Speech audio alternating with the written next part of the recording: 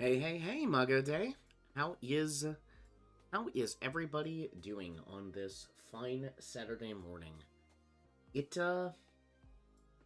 my weather cannot decide whether or not it is winter or spring.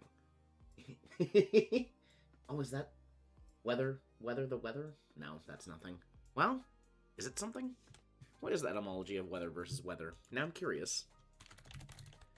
Weather etymology. Weather, airstorm, sky, tempest, weather. Okay, what about weather?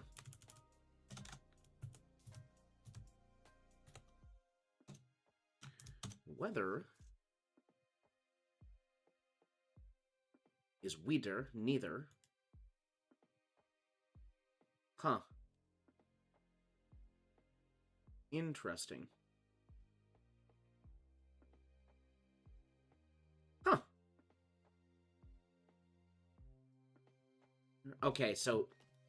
Oh, so weather comes from Old English Weder and German Wetter, as in the weather condition, whereas weather, like whether or not, comes from German Wieder and Old English Weather.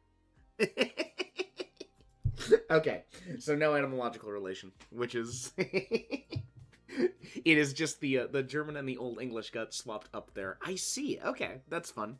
Yeah. Ah, boy. I have I have much to do this weekend, but plenty of time to do it, and I am looking forward to checking some things off the box today and tomorrow. But I think yeah, I'm working on I maybe that's not a terrible maybe that's not a terrible stream idea. Is I'm working on it's a bit of a practice sermon. It is maybe the best way of putting it, to just see if I've got the chops for it. I'm doing a passage out of First Kings 19. I think it's First Kings 19, 9 through 18, which is where Elijah has gone at the word of the Lord out to Mount Sinai, and he had already been refreshed after his depression, after his defeat of the prophets and priests of Baal. Hey Corvus, what else is Oh, your weather is acting up as well. Welcome, welcome. You are a sheep. If you want to change things up about your sheep, or see what actions you can potentially take as a sheep, I think that should give you a little link that lets you change up your avatar and whatnot. But yeah, welcome to stream. Thanks for stopping by. I really liked your outline, I suppose. I think you had some. I think you did a fantastic job of getting the simple yet complex message of the gospel kind of boiled down into, what was that, like 14-ish points? So I think you did. I think you're going to knock it out. But welcome by. Yeah, practice sermon. I think that I might make one of the streams next week. Just prep for that, because my deadlines are coming due, and it's not always the thing that is on the forefront of my mind. I've got a billion other things I am trying to. Too many irons in the fire. I'm a person with too many irons in the fire, and I really just need to realize that and engage with that. But yeah. So not a relaxing weekend, but I think an efficient weekend for sure, which I'm excited for. Get those things nailed down, get ready for the week to come. Absolutely. Let's see, what else is going on? What else is going on in the world of Renai? I have started scripting on the next video.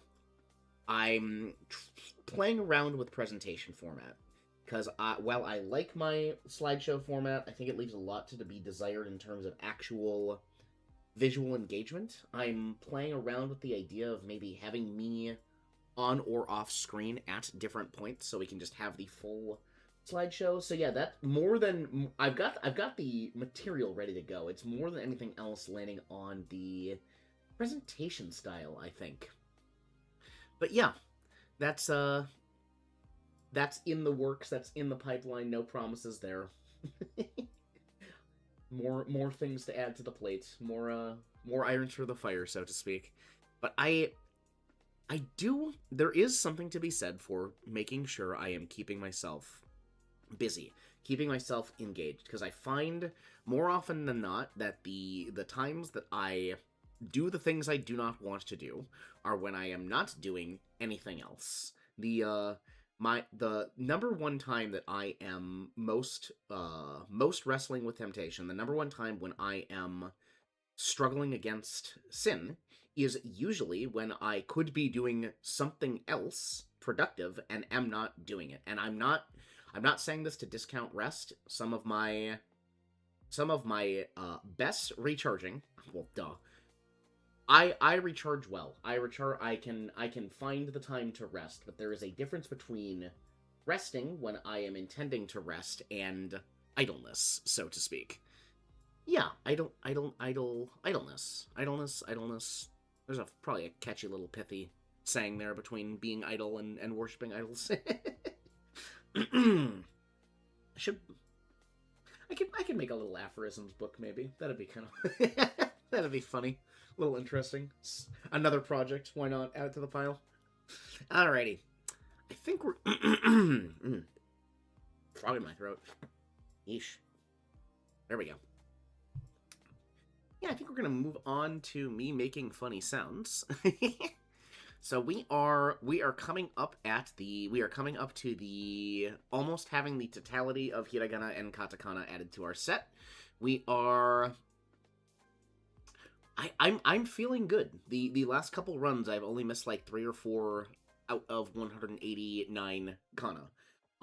Which again, there is the 26 letter alphabet, but there are a lot more letters in Japanese, for lack of a better term. But I want to, before I start moving on, before I start engaging with more complex forms of learning this language, whether conversationally or otherwise, what I want to make sure I am doing, I am bothered by my chat box, what I want to make sure I am doing is I want to make sure I have the basics. I want to make sure I can actually read what is being said, and have the correct sounds in my vocabulary for that. There we go. Chat box fixed. And that's what we're doing. So, it's time to make funny sounds. Good. Okay. Already definite. Great. Te. Te. Kya. Kyo. Mute. No. Tsu. I can type. Fu. Pyo. Oh boy. Pyo. Here I am, big in my britches. Down 3 already. Se. Ni. Kyo. Oh my goodness gracious. Yo. Focus. Me. Jiu. Tsu. A. He. Re. E. Nyo. Ze. Po. I don't know when they added the confetti, but I'm a fan. Bio. Su. Hi. Pya. Ya. Pe. Down 5. Oh no, go. Jo. Pi. Ku. Ya. Ria. Mo. Cho. Shiji. Jo. Yu. Mu. Chiji. Se. Ryu. Chi. Nya. Nya. Nya. Almost said nya. Nya's the cat noise. Git. So how's your weather, by the way, Chorus? Mine's acting up. Mine is just cannot decide whether it is spring or winter. How's yours? Na. Re. Ku. Yo. Ta. E. Jo. Ibi. O. Sa. Me. Pa. Bu. Chi. Ho. Chi. Gio. Gio. No? Sho. Whoops. Do. Cha. Na. O. Mi. Ju. No. N. Bo. Bo. Po. G. No. Shit. I can type. I swear I can type. Fu. Basically the same. Okay, so that just a rubber banding. Understood. Yo. I was out for a very pleasant walk yesterday, and today I'd be freezing. I literally need gloves and a hat. Shinja. G. No. Zu. Kill. Hiro. Shisha. Ja. Yeah. Jio. No. Don't. My goodness gracious. Is it? Ka again. Gyo. A. Ha ba. Te de. Yo. Nya. Shi. Chi. O bo. Cha. Pya. I. Hyo.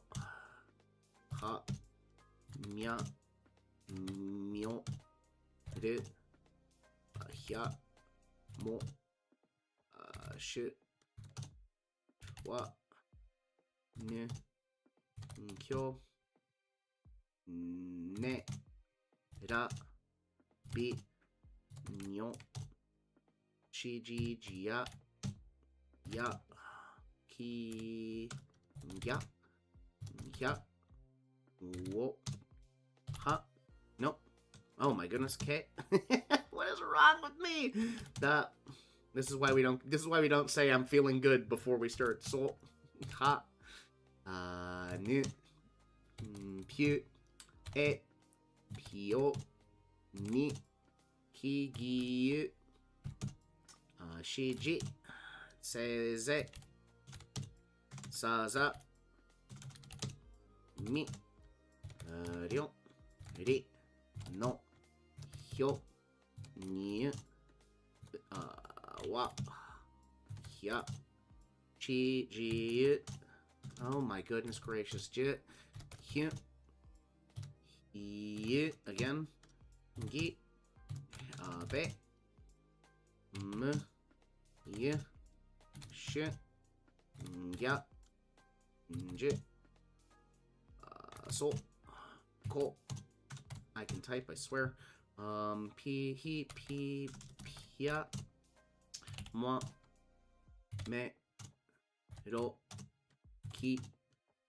Pu. Ga. Pa. Yu. Wo. He.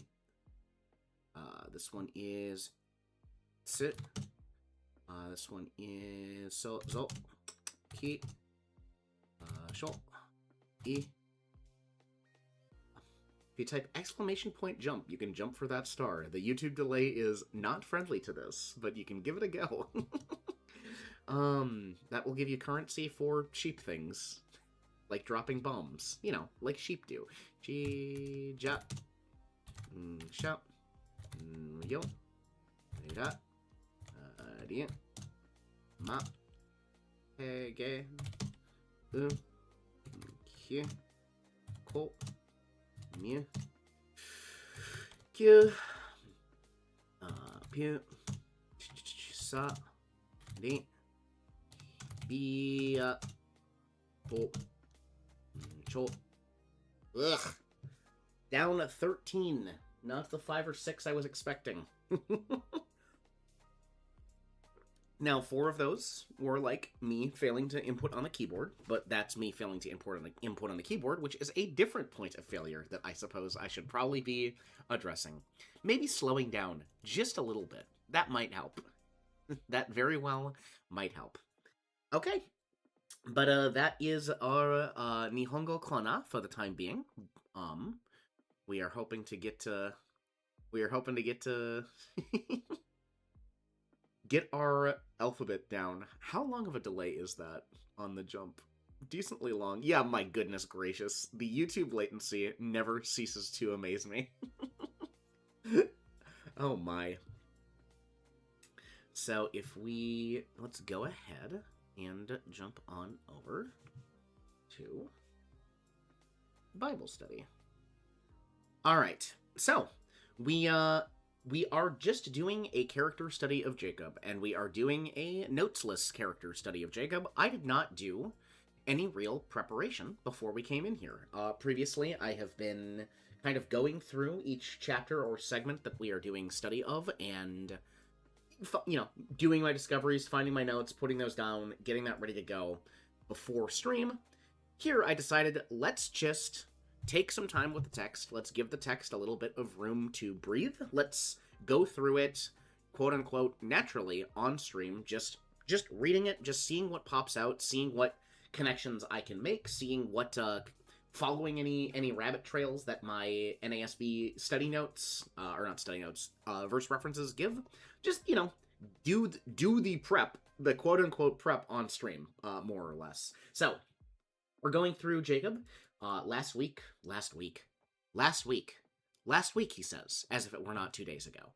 I have a concept of time. It's fine.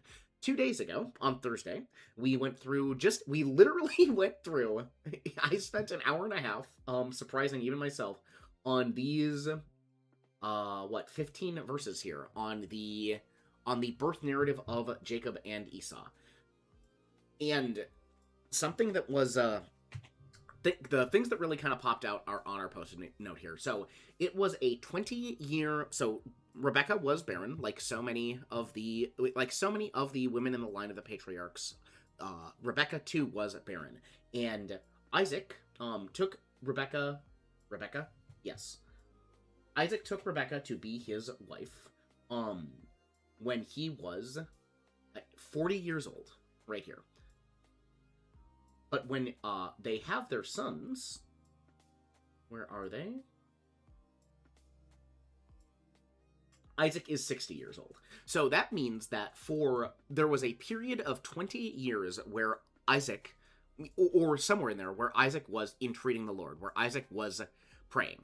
And just kind of the takeaway there, right, is that God does hear our prayers. And often the an answer that we think is no is maybe instead just a not yet.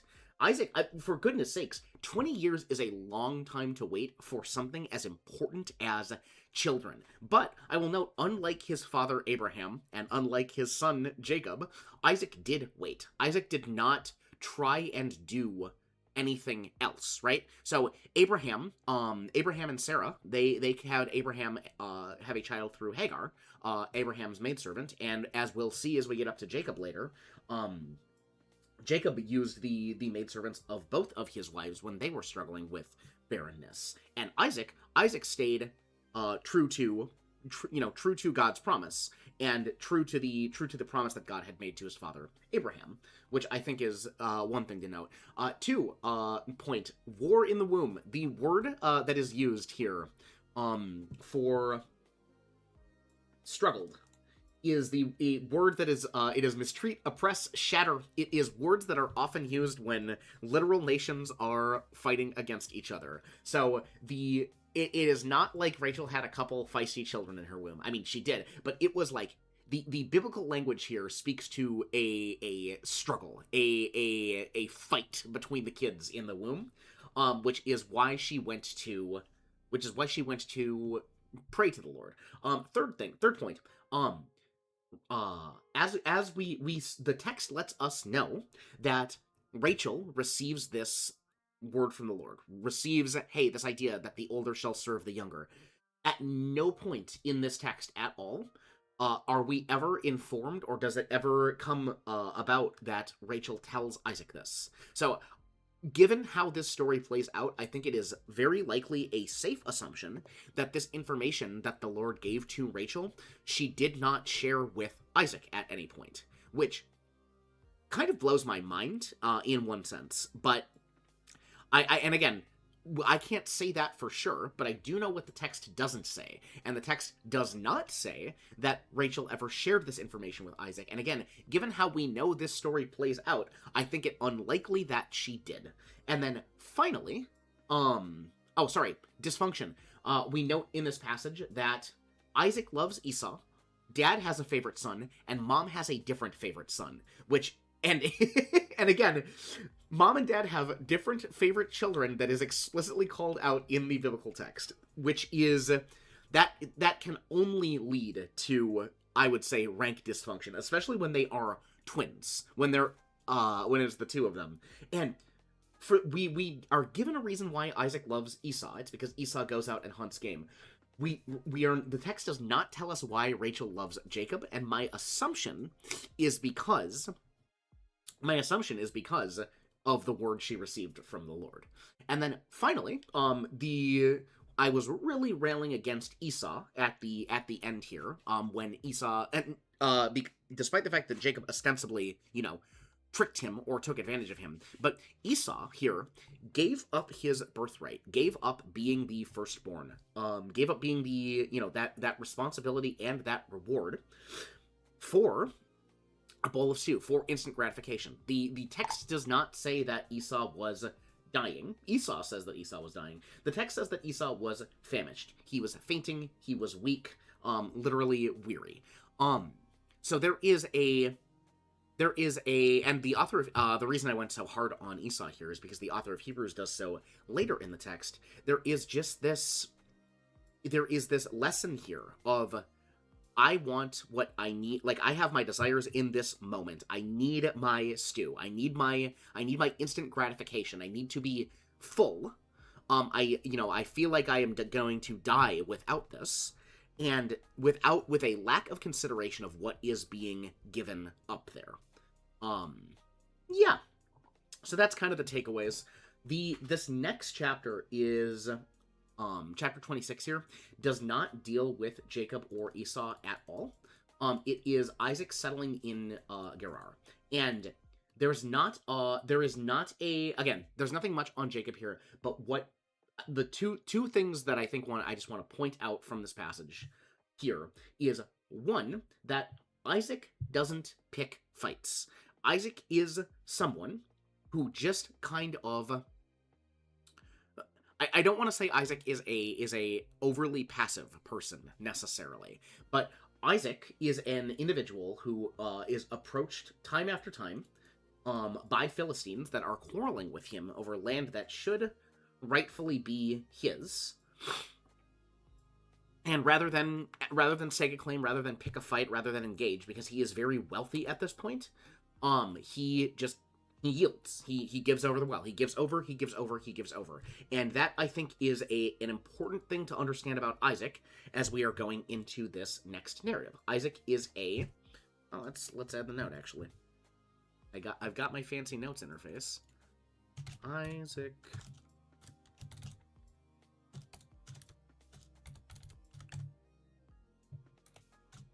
is yielding. How do you spell yield? Y-E-I-L-D? Isaac is yielding. I think that is an important thing to have kind of nailed down. And then finally, they're rich. Isaac is rich. Where is it? Just real quick. Come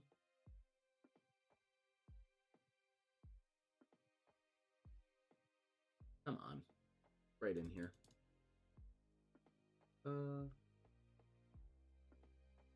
Isaac sowed in that land, and he reaped in the same year 100-fold.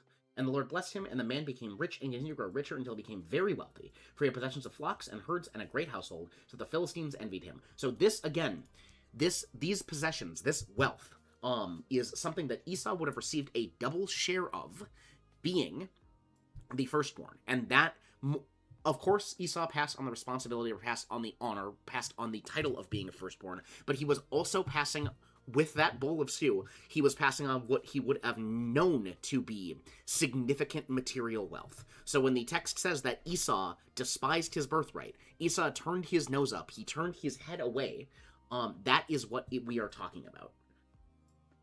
Anyway. So we are on to chapter 27, which is Jacob's deception and the stolen blessing. And we will see how far into this I get, because the last time last time it was 16, 17 verses, and I spent a good old hour and a half on it. But yeah, so what we're gonna do is we are going to say a quick word of prayer before we begin study. Then I'm just going to read. I think I'm just gonna read. I'm going to read up through verse 17, and we'll make that our first kind of chunk of study, and then we will keep reading. But first prayer. Heavenly Father, thank you for this time together on the modern miracle that is the internet. Thank you, Lord, for the ability to just be out here with individuals that I may never have met, talking about you, God. Thank you for the availability of your word, the instruction manual for life, the chronicles of your people that culminates in Christ, which declares anyone who is in his name as your people, Lord. Thank you for the ability to dig through that text to see what lessons we can learn from these men of old that were faithful to you, God. Lord, thank you for the availability of your word in a language that I just understand, and thank you even more so, God, for the availability to dig into the original language, the original text, to see the intent of the men that wrote this down. God, as we are going through this study, let my insights, let any insights that folks come to in chat be the insights you want us to arrive at. Let my words, God, be your words, serving to glorify you, serving to help us better understand this wonderful text that you have put before us. God, I pray these things through in the name of your Son, Jesus Christ. Amen. Alrighty, and let's, again, I think I said we're just going to read up through, we're going to read up through verse 17 here. So, this is chapter 27, Jacob's Deception. This is the word of the Lord. Now it came about, when Isaac was old and his eyes were too dim to see, that he called his older son Esau and said to him, My son. And he said to him, Here I am. Isaac said, Behold now, I am old and I do not know the day of my death. Now then, please take your quiver, and your bow, and go out to the field and hunt game for me, and prepare a savory dish for me such as I love, and bring it to me that I may eat, so that my soul may bless you before I die. Rebekah was listening while Isaac spoke to his son Esau. So when Esau went to the field to hunt for game to bring home, Rebekah said to her son Jacob, Behold, I heard your father speak to your brother Esau, saying, Bring me some game and prepare a savory dish for me, that I may eat, and bless you in the presence of the Lord before my death. Now therefore, my son, listen to me as I command you. Go now to the flock and bring me 2 choice young goats from there, that I may prepare them as a savory dish for your father, such as he loves. Then you shall bring it to your father, that he may eat, so that he may bless you before his death. Jacob answered his mother Rebekah, Behold, Esau my brother is a hairy man, and I am a smooth man. Perhaps my father will feel me, then I will be as a deceiver in his sight, and I will bring upon myself a curse and not a blessing. But his mother said to him, Your curse be on me, my son. Only obey my voice, and go out and get them for me. So he went and got them, and brought them to his mother, and his mother made a savory food such as his father loved. Then Rebekah took the best garments of Esau her elder son, which were with her in her house, and put them on Jacob her younger son. And she put the skins of the young goats on his hands and on the smooth part of his neck. She also gave the savory food and the bread which she had made to her son Jacob. Okay, so we have what is traditionally called the setup here. We the setup before the heist. We have our operating conditions. So Isaac is old. Isaac feels his death coming, and what Isaac wants to do is give a blessing to his firstborn son before he dies. And this idea of a patriarch blessing their children is one we see throughout Scripture, and there is a certain amount I'm not saying that Isaac is necessarily like speaking miracles into existence here, but there is a certain amount of solemnity, a certain amount of power that comes when a patriarch, especially a patriarch who is in God's chosen lineage, declares something over the life of his son, usually with the blessing of the Lord. So this is not just words, and that's actually a theme we will unpack as we continue on here. There is a promise being made here, and it is not something with the same weight as a promise from God, but it is a declaration of the expectations of a father for how his lineage will continue on. There is a power in these words. This is not something just that this is not just something that Isaac is saying to whichever son is receiving this blessing here. So Isaac has decided it is time to give a blessing. It is time to bless the firstborn so that he can, my soul may bless you before. I actually do want to look at blessing here. Just out of curiosity. Where else do we see this? Blessed be the Lord, God of Shem. Blessed be the Lord. Blessed be the Lord. To Abigail, blessed be the Lord God. So yeah, a lot of the times when this, blessed be the Lord. Yeah, so a lot of times when this is, okay, hang on. Bless God. Adore with bended knees. What other uses do we have? God blesses men. Salute greet with an invocation of blessing. And consecrating sacrifice. Salute greet with an invocation of blessing. He blessed them on that day, saying, "By you Israel will pronounce blessing, saying, may God make you like Ephraim." Yep, so that is Jacob. That is Jacob blessing Ephraim and Manasseh at the end of his life. Blessed with the... Yep, okay.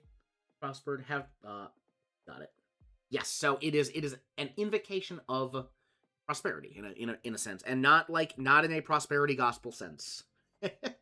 Just to be very, very clear. In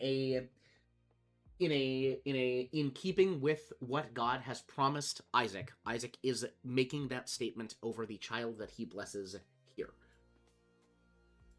So Isaac, all Isaac asks from Esau is that Esau does what Esau has been doing, goes out and hunts. That's what makes Esau Isaac's favorite child over Jacob. But Rebekah overhears this conversation, and we give Jacob a lot of flack, and we should. Don't get me wrong. We should give Jacob a lot of flack, but I don't think for the reason we often do. We give Jacob a lot of flack for his dishonesty here, his trickery, right? His thievery of the blessing, but this was not Jacob's idea. This was Rebekah's idea. Rebekah is the one that is motivating Jacob here. In fact, I think for quite a while we're going to see that it is Jacob does very, very little out of his own ambition. And I think that kind of comes back to the contrast that we set up between Jacob and Esau in the last study of Esau is a man of action, is a man of ambition. Esau is going out into the fields. Esau is hunting. Esau is trying to, Esau is constantly on the move, constantly engaging, constantly, I don't want to say striving, but Esau is out front. Esau is moving. Jacob, meanwhile, was described as a complete man, a content man. Esau was out hunting. Jacob was in the tent. So Jacob is someone who doesn't really seem to take action unless he is, at least at this point in the narrative, unless or until he is motivated otherwise. And Rebekah is our motivator here, and we know why Rebekah is doing this. Rebekah has this idea in her head, and it is a correct idea, that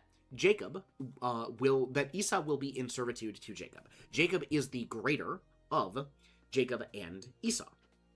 So Rebekah, overhearing this blessing that Isaac is going to give to Esau, says, all right, we're going to instead have him give this blessing to Jacob. Now, it is, I guess it isn't shocking to me, but it is a little, it's interesting to note that the first thing Rebekah thinks here is, we will trick Isaac into giving Jacob this blessing, rather than we will, again, if Rebekah has this word from God, Rebekah has heard from God that the older will serve the younger, that Jacob is going to be greater than Esau. I would think, I don't know, that this might be information that she might present to her husband, or have presented to her husband at this point. Because she did not, and again, I'm decently confident in making that claim, because if she had, I think this story that we're reading plays out very differently. I think it plays out as Jacob going before Isaac and saying, Father, God has said that I will be the greater of the two. Give me your blessing over Esau. But that's not what we're seeing playing out here. We are seeing, within this family, we are seeing trickery. We are seeing this deception need to play out. We are seeing Rebecca deciding the course of action here, rather than Isaac being informed of the course of action. And maybe there is something to what we noted earlier of Isaac's passivity. Isaac's willingness, or, unwillingness to pick a fight. Isaac's unwillingness to, hang on just a sec. Where is the... I think this was something we noted when we were doing... Was it Hebrews? Yeah, let's pop into... Where is it?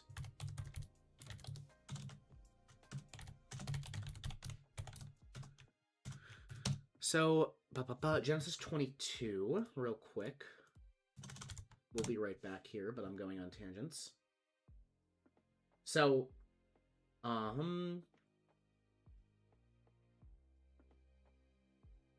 yeah, so I'm going to just read this real quick to make my point here.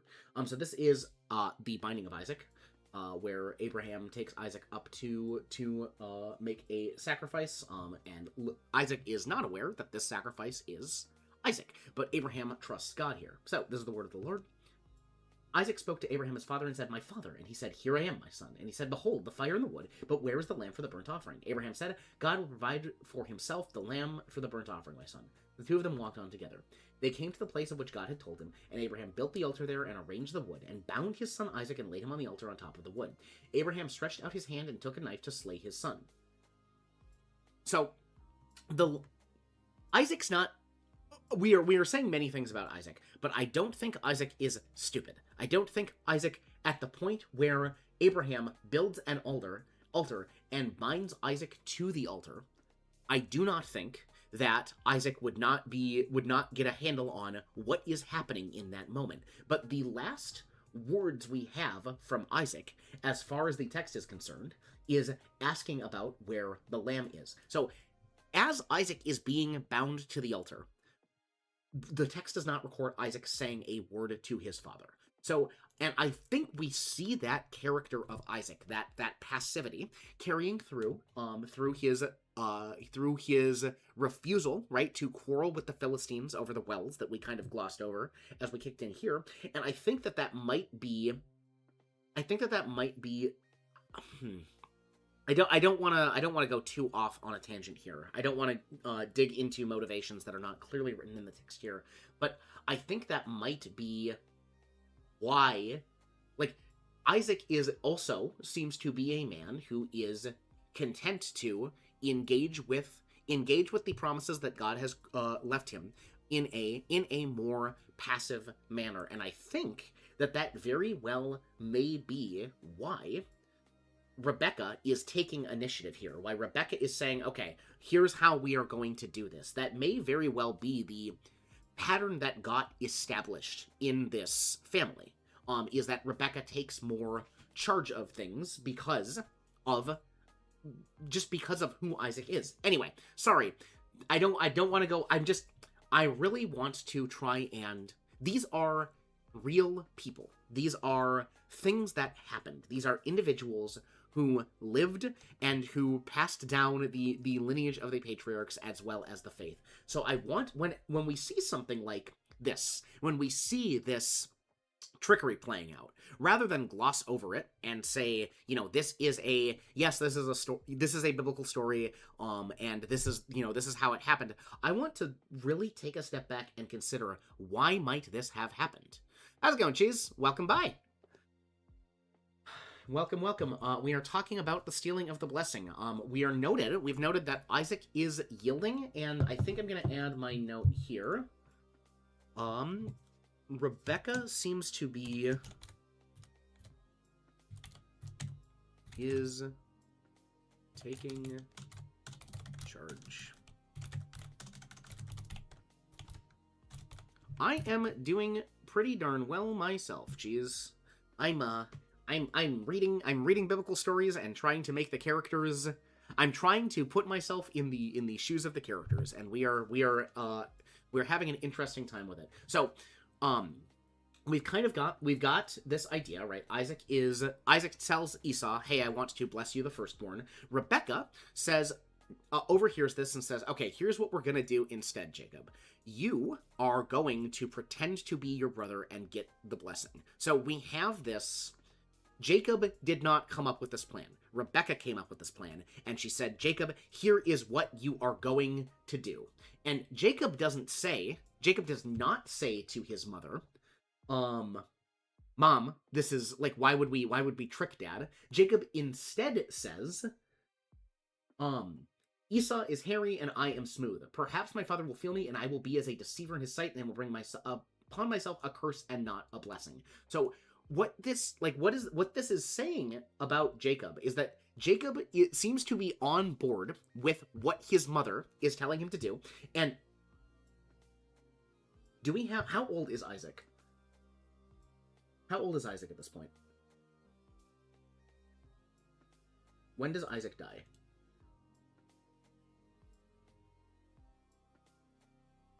Sorry, I'm getting some chronology here. So Isaac...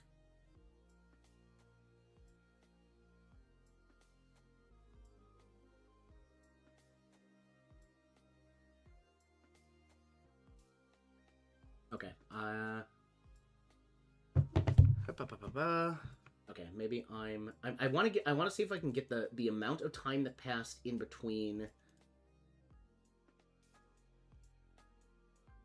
So Isaac is dying. So when did Isaac die? Isaac death verse. Just so we get Genesis 35.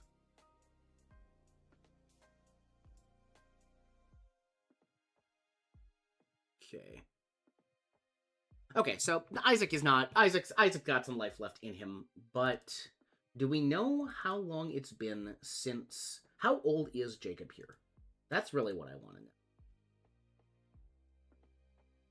Is that something I can piece together? Do we know that? Now, it came about when Isaac was old and his eyes... No. Okay, so we don't have a span of time, necessarily. Well, let's see if... Hey, it's Cheese and Cheese again! Welcome, Cheese and Cheese.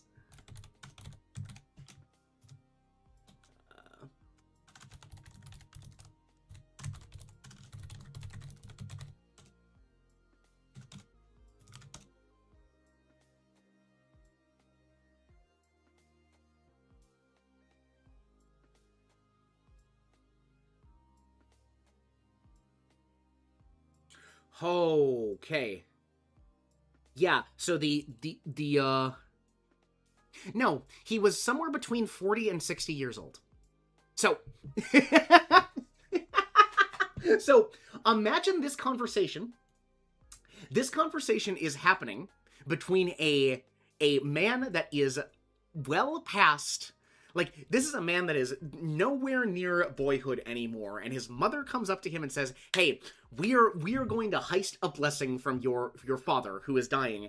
And Jacob says, "Well, Mom, I don't well, Mom, I might like fail to trick Dad." Yeah, Jacob is old. Jacob is old at this point. Yes. Jacob is at least 40 by pretty much any estimate, and some are putting him at like 63. Some are putting him at 77.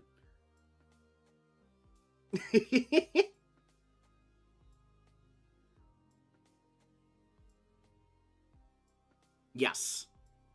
Bro is ancient, and Isaac is 137 years old. So just to be clear. So yes. So this is not a conversation happening between like a young adult man and his mother. This is a conversation happening between a man who is well into his adulthood and his mother. That's, yeah. But again, it is Rebecca calls the shots, and Jacob does not say, "Let's do it differently." Jacob says, "I think I'm gonna have a hard time fooling Isaac." And Rebecca goes, "Therefore, my son, listen to me as I command you." My voice. according to what I command you. Go grab me a goat. And she says, okay, we are gonna make the savory dish for your father. And Jacob says, behold, Esau is a hairy man, and I am a smooth man. Perhaps my father will feel me, then I will be as a deceiver. What do we see here? Mocker, someone who is mocking him. And I will bring upon myself a curse and not a blessing. So Jacob has no qualms about deceiving. Jacob is worried about consequences. Hello, Nesero. It's Genesis is good. We're doing a Jacob study. We're just kind of I'm going slow. No notes in advance. Given the text time to breathe. Trying to get a handle on. I'm trying to make these characters. Sorry, I am trying to put myself in the shoes of these characters and understand their motivations, because these were real people with, who had real relations. So I'm trying to give this story that I've heard so many times before more of a. I'm trying to make it more. I'm trying to relate to it more. There we go. That's the word I'm looking for. So Jacob, has no concern. Jacob only cares about consequence.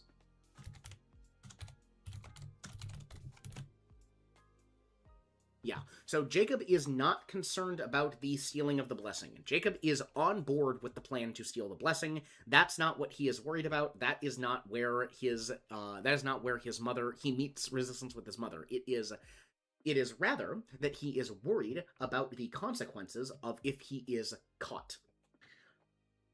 And I will be a deceiver in his sight, and I will bring upon myself a curse and not a blessing. But his mother said to him, your curse be on me, my son, only obey my voice and go and get them for me. So Jacob says, hey mom, I don't know if this is going to work out. And Rebecca says, too bad, go do it anyway. And Jacob does what his mother says. Jacob goes and does what his mother says. So he went and got them and brought them to his mother, and his mother made savory food such as his father loved. Nothing too big to pull out there. Then Rebecca took the best garments of Esau, her older son, which were with her in the house, and put them on Jacob, her younger son. And she put the skins of the young goats on his hands and on the smooth part of his neck. She gave him the savory food and the bread which she had made to her son Jacob. Okay, so we've got our setup. And we've got kind of the motivations of our characters going in.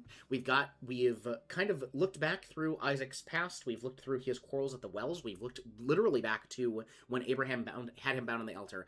Isaac has a yielding personality. Rebecca seems to have a personality of taking charge, of making things happen how Rebecca understands them to happen. And again, Rebecca has a prophecy from God. Rebecca received this prophecy, this promise, while Jacob and Esau were in the womb. She knows that the older will serve the younger. This very well may be, it likely is, what is motivating the fact that Jacob is her favored child over Esau.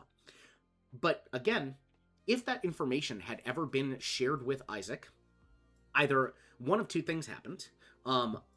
There are one of two possibilities here, and the text does not tell us either. So either Rebecca told these things to Isaac, and Isaac said, "No way, we are going to continue on with Esau," or, and I think is more likely, given what we have kind of established, or what I think we're establishing about Isaac, it is more likely to me that for whatever reason this information was not shared with Isaac. I feel as though if Isaac had received had understood that the word of the Lord was that his younger son would serve his older, he would have been on board with that.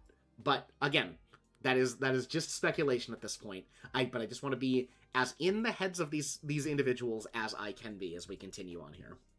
So we have our setup. We have our our rough character motivations as we understand them. We're going to continue on from verse 18 through 29 here. This is the word of the Lord.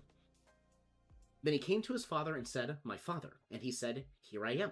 Who are you, my son?" Jacob said to his father, "I am Esau, your firstborn. I have done as you told me. Get up, please, sit and eat of my game, that you may bless me." Isaac said to his son, "How is it that you have it so quickly, my son?" And he said, "Because the Lord your God caused it to happen to me."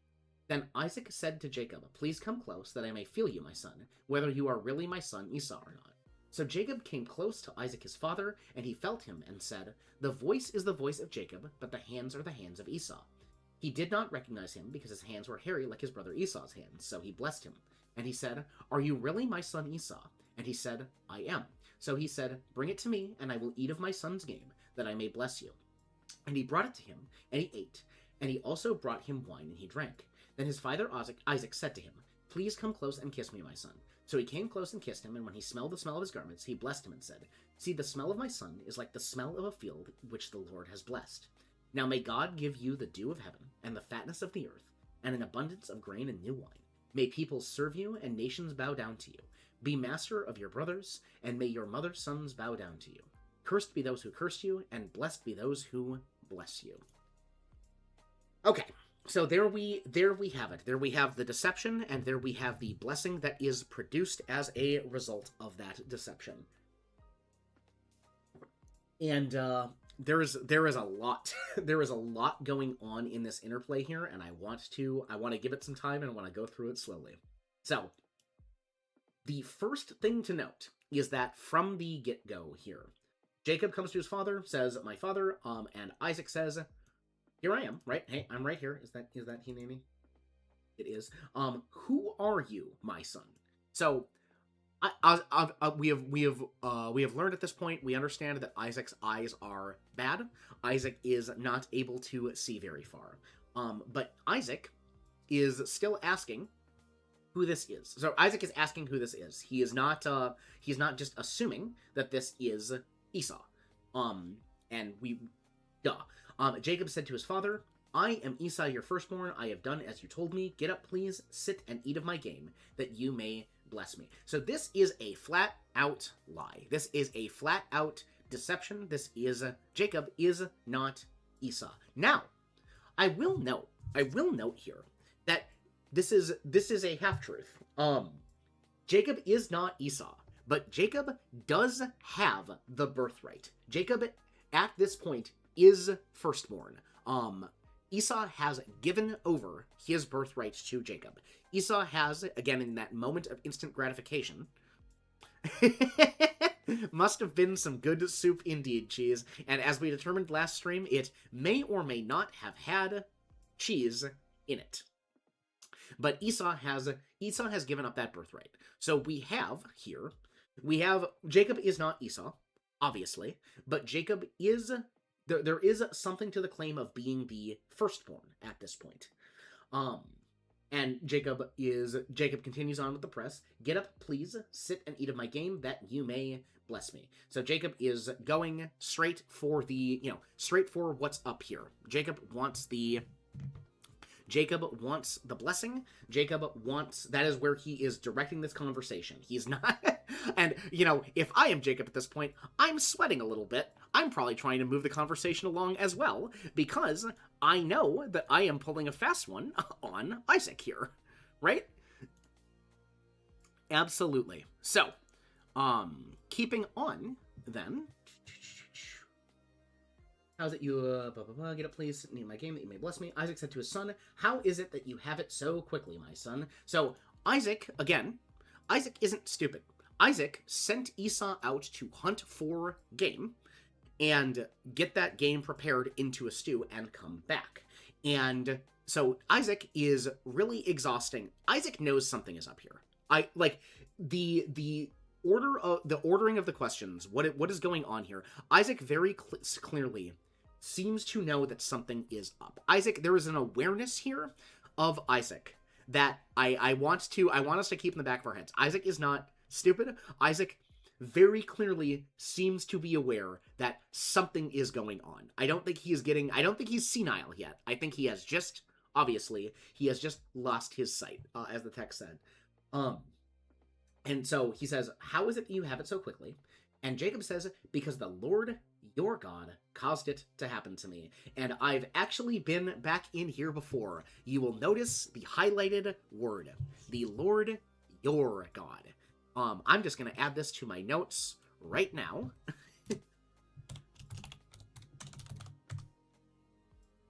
Jacob does not get it yet. So, here's the thing, and I think that part of that might be on Isaac, because the blessing that God gave to Abraham, the promise that God gave to Abraham, was for Abraham's family. We call God Yahweh. He is the God of Abraham and Isaac and Jacob. He is the God of that line. He is their God. He made a covenant, right, with Abraham. So Abraham Abraham passes that faith to Isaac, and Isaac should have passed that faith to Jacob. But Jacob is not seemingly on board with this, because Jacob calls God the Lord your God. Jacob is referring to God as the God of Isaac, but not the God of Jacob here. And I think that's really a big deal. And I think that really helps us put a lot of the rest of this narrative into perspective. Because and again, I don't know who Rebecca told about the promise that she received from God about the children in her womb, but Jacob, even if he had heard it, doesn't seem to be with the program. Jacob does not see the God of his father as his God. Jacob sees the God of his father perhaps as a vehicle through which Jacob can receive blessing. Jacob sees the God of his father certainly as a God with power, a God that has made his father rich, but Jacob does not see the God of his father as his personal God. He does not feel that relation that Abraham had, that trust, that seems to have been passed on to Isaac, but does not seem to have rested yet with Jacob. And we will get to points. We will get to points where Jacob is going to come around on this, obviously. Certainly. But right here, at this point in the story, where Jacob is pulling this deception to get the blessing of Isaac, which is a blessing that ultimately comes from God, Jacob is not of the understanding that it is his blessing anyway. He is using trickery to receive something that should, by all rights, by both birthright and by the fact that his mother received this promise from God already, this is something that should already be Jacob's. But Jacob is using this trickery, using this deception, and I think a big portion of why he is on board with this is because he does not believe that Isaac's God is his God. He does not have that understanding of God, that God is with his family. Okay. It's one small word, but I think it's something it's really important. It is not the Lord my God. It is the Lord your God caused it to happen to me. And then the dialogue continues. How is it that you have it, then Isaac said to Jacob, please come close, that I may feel you, my son, whether you are really my son Esau or not. Right? So, Isaac is, okay. So, Isaac hears someone come in. He goes, all right, first question, Esau, if you really are Esau, how'd you get the game so fast? And I have to imagine Jacob was thinking quickly on his feet here and just kind of punted, right? Well, God made it happen. That is how we got here, Father. And then Isaac says, okay. So I would like to feel you. I would like to determine if you are Esau or not. And Jacob comes close, and this is where Rebecca's conniving kicks in. So Jacob has the skins of the he has the animal skin, the sheep skins, right? Was it? Yes, the skins of the young goats to replicate the feeling of Esau's hairiness, because Esau is a very hairy man. So Rebecca's scheming kicks in here. I do want to look into this word recognize. I want to see if there is...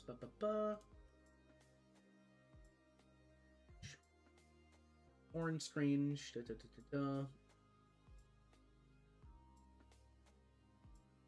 That which is foreign. Foreignness, not really what we're looking for.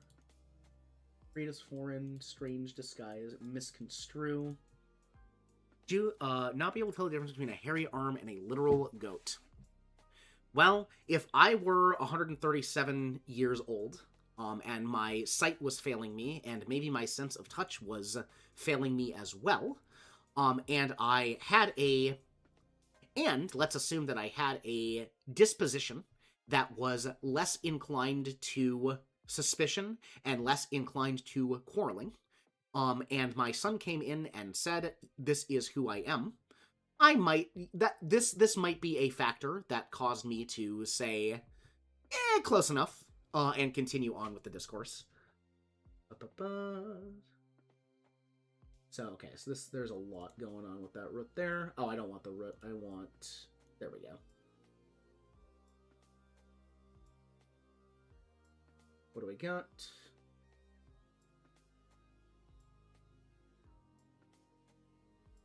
Hey, regard. Yeah, okay, so it is... Yeah, okay, it is recognized. No getting around that. So, he is not recognizing, the cell is continuing, right? Esau, or Isaac Isaac is still doubtful here, but the evidence that Isaac has on hand is fading. Now Isaac has asked to feel the hands to see if he can catch out whoever this is that way. And again, Isaac literally says, the voice is the voice of Jacob, but the hands are the hands of Esau. So Isaac is... I hesitate to say it, but there is almost a certain amount of... I mean, Isaac seems to almost be gaslighting himself here. Isaac seems to have a pretty good picture of what is going on, as this narrative continues. But Isaac seems to be giving himself, in a very real manner of speaking, Isaac is trying to find outs. Isaac is trying to find a way, that what he thinks is happening isn't happening. And despite the fact that he has these well-founded doubts, despite the fact that he is literally hearing the voice of Jacob, Isaac is continuing on with this up to the point of giving the blessing. So there is a really odd dynamic happening here, and I think a lot of it is happening in the mind of Isaac. I don't think it's as simple as Jacob lied and Isaac believed him. It really feels like I don't want to say Isaac knows, but there is... I don't know how to exactly put it into words. There is some, I mean, obviously there is some serious oddness in this interplay. That's why I'm focusing on it so much. You know what? I'm going to put down my note. It feels like Isaac is self-gaslighting.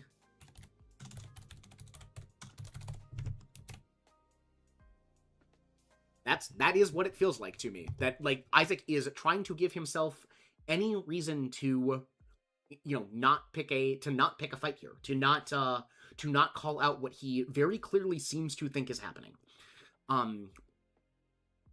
And he said, "Are you really my son Esau?" And maybe Isaac is just trying to get Jacob to fess up. Maybe he is really just, maybe Isaac has better expectations of, he is aware. Welcome by. Thanks for swinging by, Elijah. Thank you for leaving a like. It's much appreciated. Where's your sheep? There is your sheep. Thanks for stopping by. So, they're, like... And maybe that's it. Or maybe he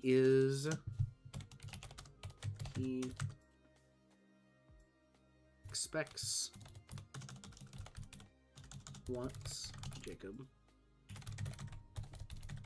So that's another potential angle, is that he is trying everything he can to get Jacob to fess up to what he is doing. But because then the question becomes, if Isaac does truly think this is Jacob, why does he go ahead with the blessing anyway? Moving right along. Bring it to me. Okay. And he said, "Are you really my son Esau?" And he said, "I am." So he said, "Bring it to me, and I will eat of my son's game, that I may bless you." And he brought it to him, and he ate. Also he brought him wine, and he drank. Then his father Isaac said to him, "Please come close and kiss me, my son." So he came close and kissed him, and when he smelled the smell of his garments, blessed him and said, so the final... hang on just a second. So we have... Isaac's using all of his... Isaac is using all of his senses here. Right? Isaac's hearing. Isaac tries hearing, and it's like, that's Jacob. And then Isaac goes, okay, let me use my sense of touch. And then Isaac goes, okay, let me use my sense of taste on the taste of the game. And then he goes, let me use my sense of smell. Because he can't use his sight. So okay. Right? That's every sense but sight. So Isaac can't rely on his sight. Right? So that's out. So then Isaac's got 4 senses.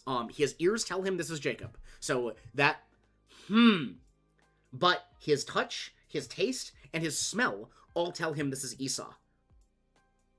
So Isaac literally just seems to be going through every possible sense here to determine which son this is, and the jury comes back with, it's Esau.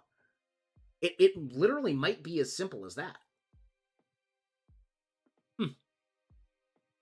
Because, but there is also, he's also thinking about it, right? He's also engaging his temporal sense, his sense of mind here. He's in, I'm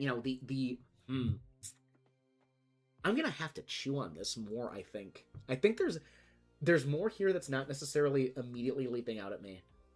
Okay.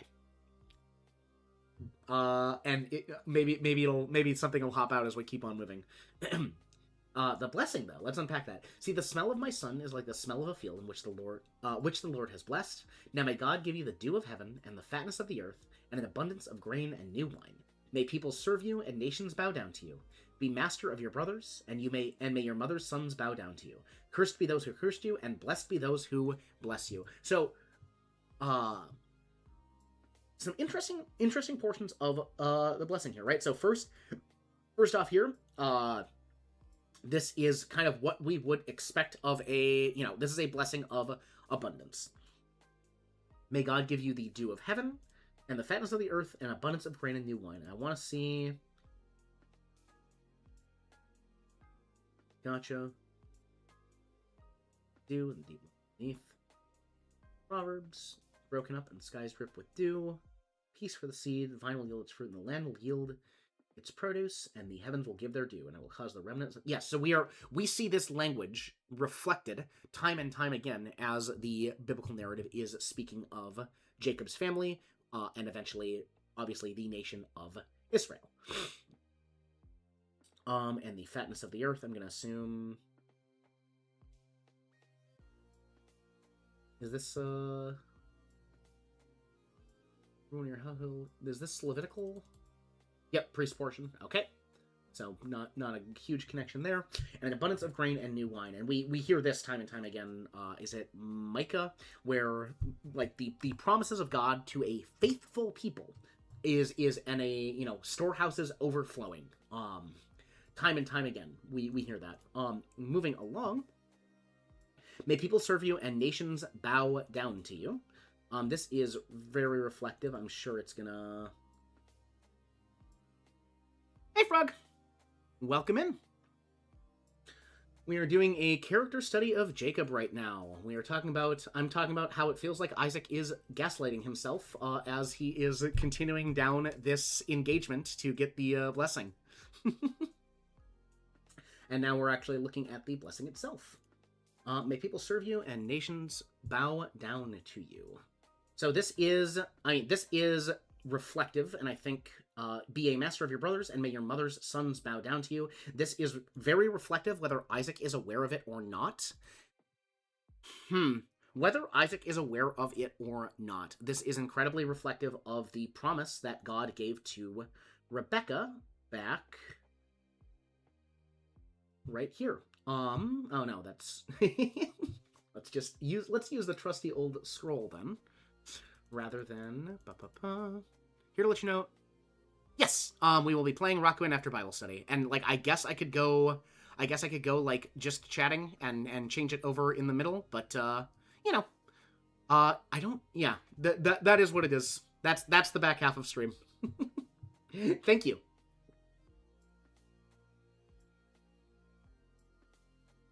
All right, where were we? Yes. Gotcha. So yeah, the promise that the Lord gave to Rebekah: 2 nations are in your womb, and 2 people will be separated from your body, and 1 people shall be stronger than the other, and the older shall serve the younger. So this is the promise that God gave to Rebekah, and we see that repeated in the blessing that Isaac gives to Jacob. And like that's kind of a dull moment, but again, I'm very, very curious, and I it does not seem to me like Isaac was ever given this information by Rebekah.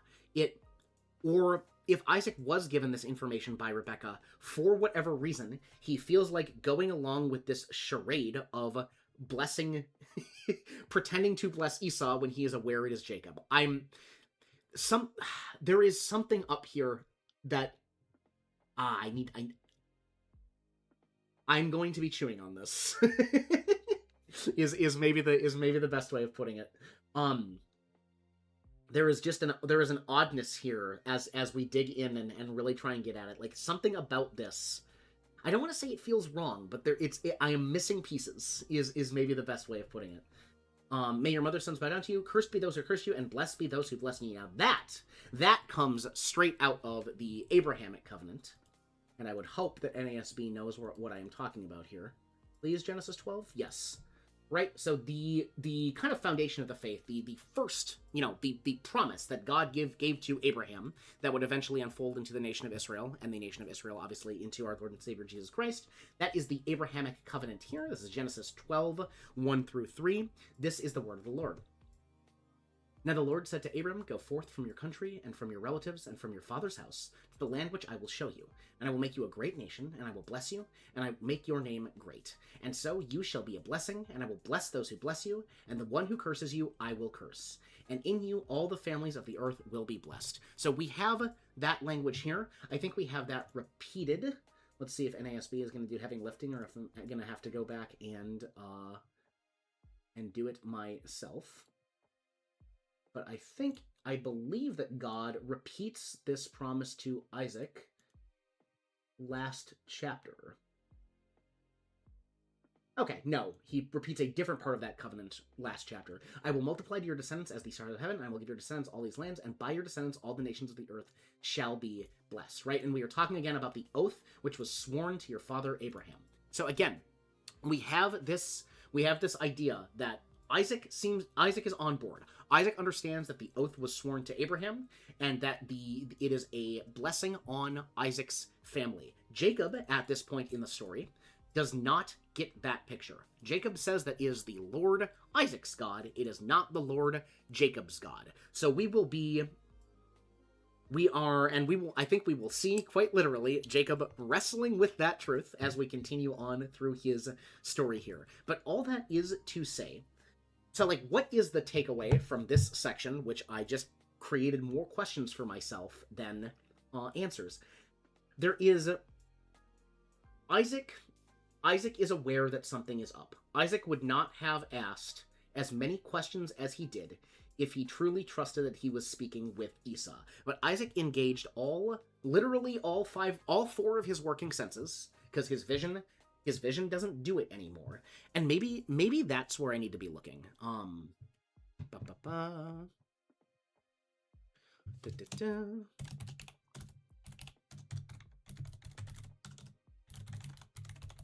Isaac used all of his senses, just to try and determine what was going on here, and what it came out with, whether Isaac was truly aware of it or not. Who he was blessing. Isaac has given the blessing of the firstborn, the blessing he intended to give to Esau. He has given it to Jacob. And that blessing, it echoes the blessing that God gave to Abraham that was passed through Isaac. It is Isaac, in a very real sense here, has established Jacob as the recipient of the promise that is coming through the, coming through the line of Abraham. And obviously this was going to happen because obviously Jacob is the intended recipient of this blessing, because that is what God told to Rebekah. But we now have kind of the active participation, while still kind of in brokenness, of both the mother and the father working to get this blessing passed through Jacob. So whether or not Isaac is being deceived here, he is making the blessing that God promised to Rebekah that he would make. That Jacob is the intended recipient of the blessing here. Okay, let's keep on with the fallout from that. Can I condense my notes? I guess we can shift our notes around a bit.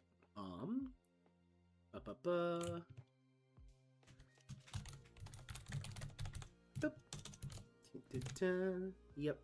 Copy that out to there. Then we'll shift this up to there. Shift this up to there. Save. Save. Save. Cool. All right. So we've got space for the stolen blessing here. All right. So we're gonna go up to verse 40 here. This is the word of the Lord. Now it came about, as soon as Isaac had finished blessing Jacob, and Jacob had hardly gone out from the presence of Isaac his father, that Esau his brother came in from his hunting. Then he also made savory food and brought it to his father, and he said to his father, "Let my father arise and eat of his son's game, that you may bless me." And Isaac his father said to him, "Who are you?" And he said, "I am your son, your firstborn, Esau." Then Isaac trembled violently and said, "Who was he then that hunted game and brought it to me, so that I ate all of it before you came, and blessed him? Yes, and he shall be blessed." When Esau heard the words of his father, he cried out with an exceedingly great and bitter cry, and said to his father, "Bless me, even me also, O my father." And he said, "Your brother came deceitfully and has taken away your blessing." Then he said, "Is he not rightly named Jacob? For he has supplanted me these 2 times. He took away my birthright, and behold, now he has taken away my blessing." And he said, "Have you not reserved a blessing for me?" But Isaac replied to Esau, "Behold, I have made him your master, and his relatives I have given to him as servants, and with grain and new wine I have sustained him. Now as for you then, what can I do, my son?" Esau said to his father, "Do you have only one blessing, my father? Bless me, even me also, O my father." So Esau lifted his voice and wept. Then Isaac his father answered and said to him, "Behold, away from the fertility of the earth shall be your dwelling, and away from the dew of heaven from above. By your sword you shall live, and your brother you shall serve. But it shall come about when you become restless, that you will break his yoke from your neck." So, what we've got here, and there is a lot less Jacob in this portion, but I think it is important anyway. What we've got is the fallout. What we've got is Esau coming in to receive his blessing that he thought he was receiving for hunting, and bringing in game for Isaac. And Isaac realizing or restating what Isaac may have already suspected, that it was not Esau that first came to receive that blessing. So let's see what pops out here. Now it came out as soon as Isaac had finished blessing Jacob, that Jacob had hardly gone out. So Jacob has just left, and Esau has returned from hunting. He's made the food, and he says, "Let my father arise and eat of his son's game, that you may bless me." And I'm curious if that's exactly what Jacob said.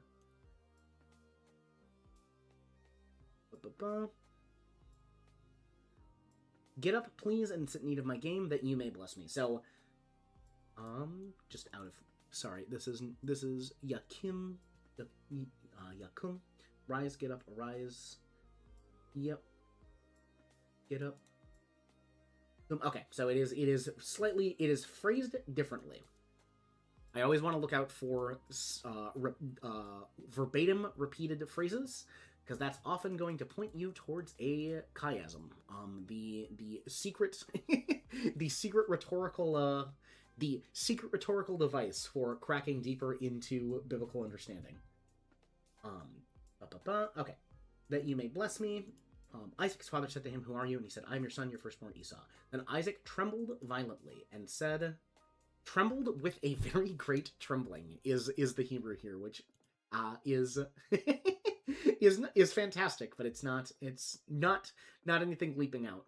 It said, "Who was he then that hunted game and brought it to me, that I ate all of it before you came and blessed him?" So this feels like a rhetorical question from Isaac's part, because Isaac, again, Isaac does not seem to be losing his mind. Isaac seems to be in possession of his faculties that are not sight. And he said, Isaac literally called out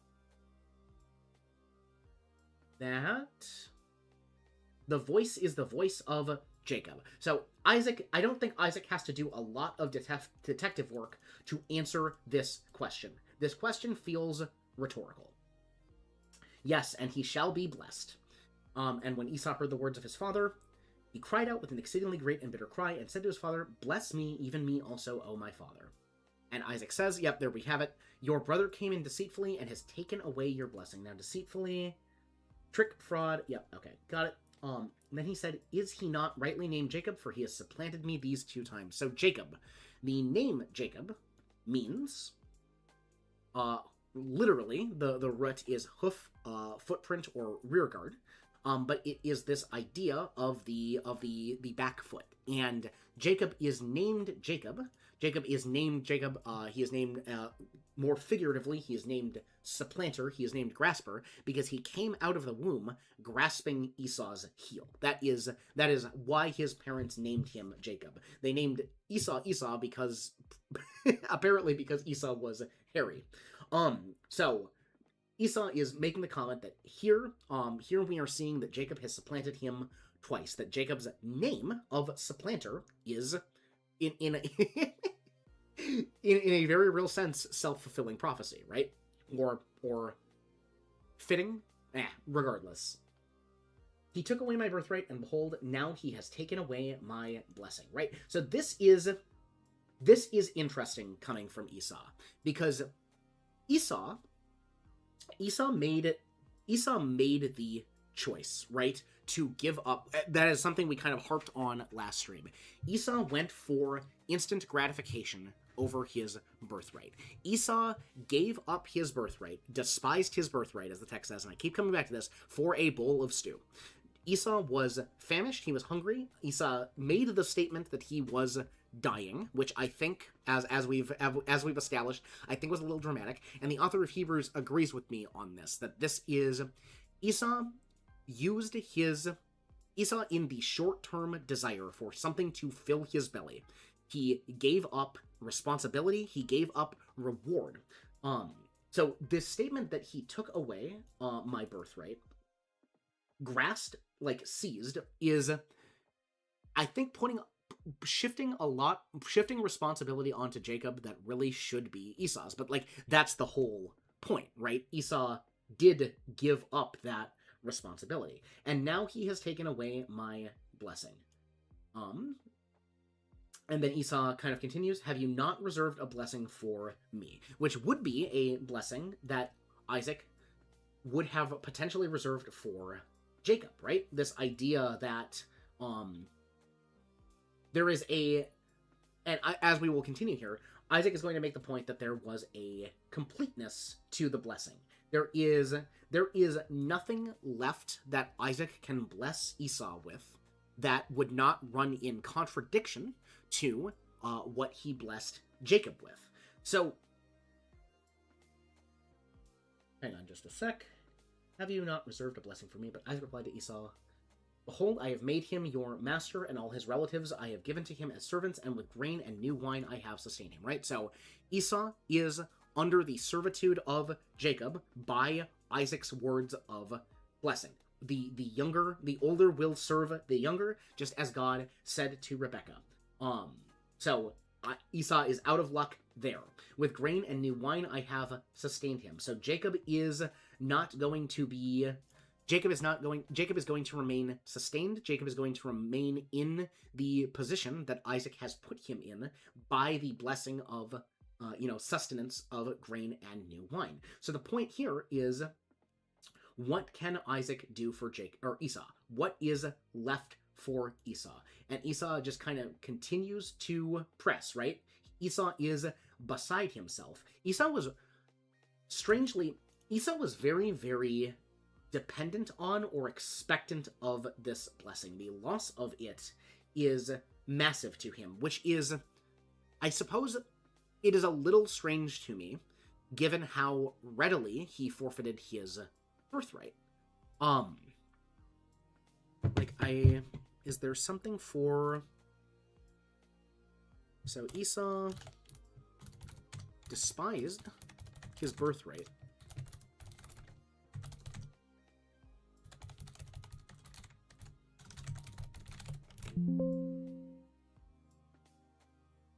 So Esau despised his birthright, but he, desires his blessing. Esau was willing to just, again, out of hunger, give up his birthright to his brother for a bowl of stew that smelled good, and he felt like it would sustain him in the moment.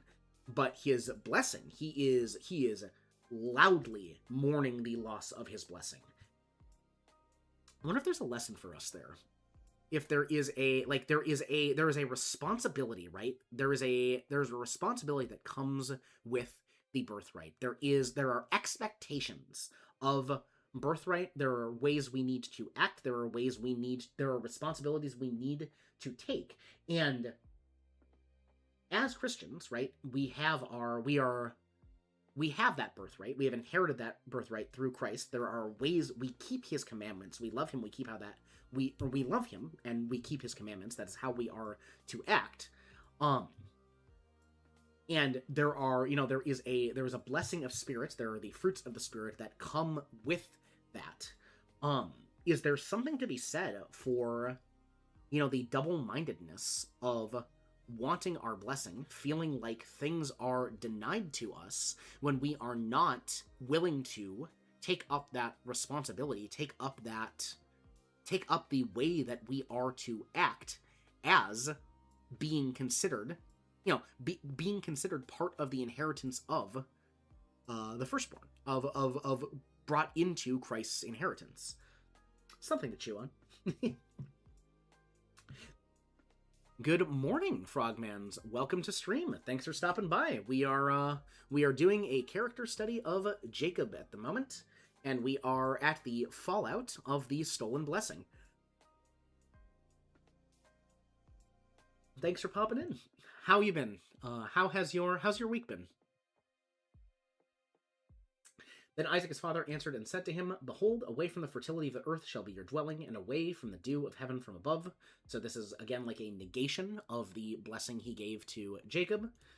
By your sword you shall live, and by your brother you shall serve. Again, it is what he said to Jacob. But then this part departs. This is kind of interesting.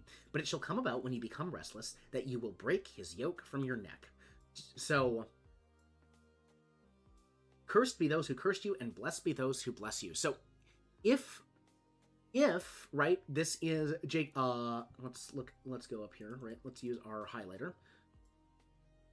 So let's say that this portion is talking about material abundance, talking about the dew of the earth, the dew of heaven, the fatness of the earth, the abundance of grain and new wine.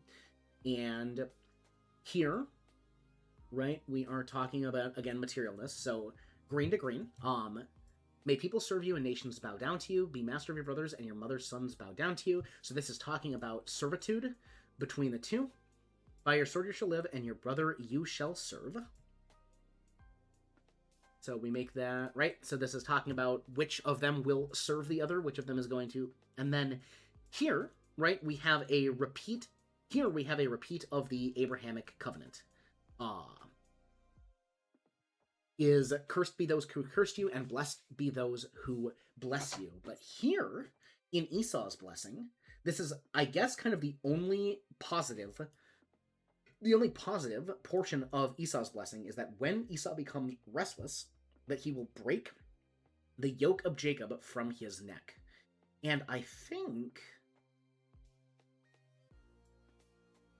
in his, so if we pop... look at that. So that is prophecy that we are seeing fulfilled in Kings here. if we hop to... And Kings doesn't necessarily call that out. But we've got... this is 2 Kings 8, 20 through 22. This is the word of the Lord. In his days, Edom revolted under the hand of Judah and made a king over themselves. Then Joram crossed over to Zair and all his chariots with him. And he arose by night and struck the Edomites who surrounded him and the captains of all the chariots, but his army fled to their tents. So Edom revolted against Judah to this day. Then Libnah revolted at the same time. The rest of the acts of Joram and all that he did, are they not written in the book of Chronicles of the kings of Judah? So what we've got here, right, is down the line, when down the same line of Jacob, we've got the nation of Israel. We have and Edom, the nation of Edom, is underneath them. Edom being the nation that came from Esau. And here we have that when they became restless, they revolted. They threw the kingship. So there is blessings are prophecies, but Jacob and Esau's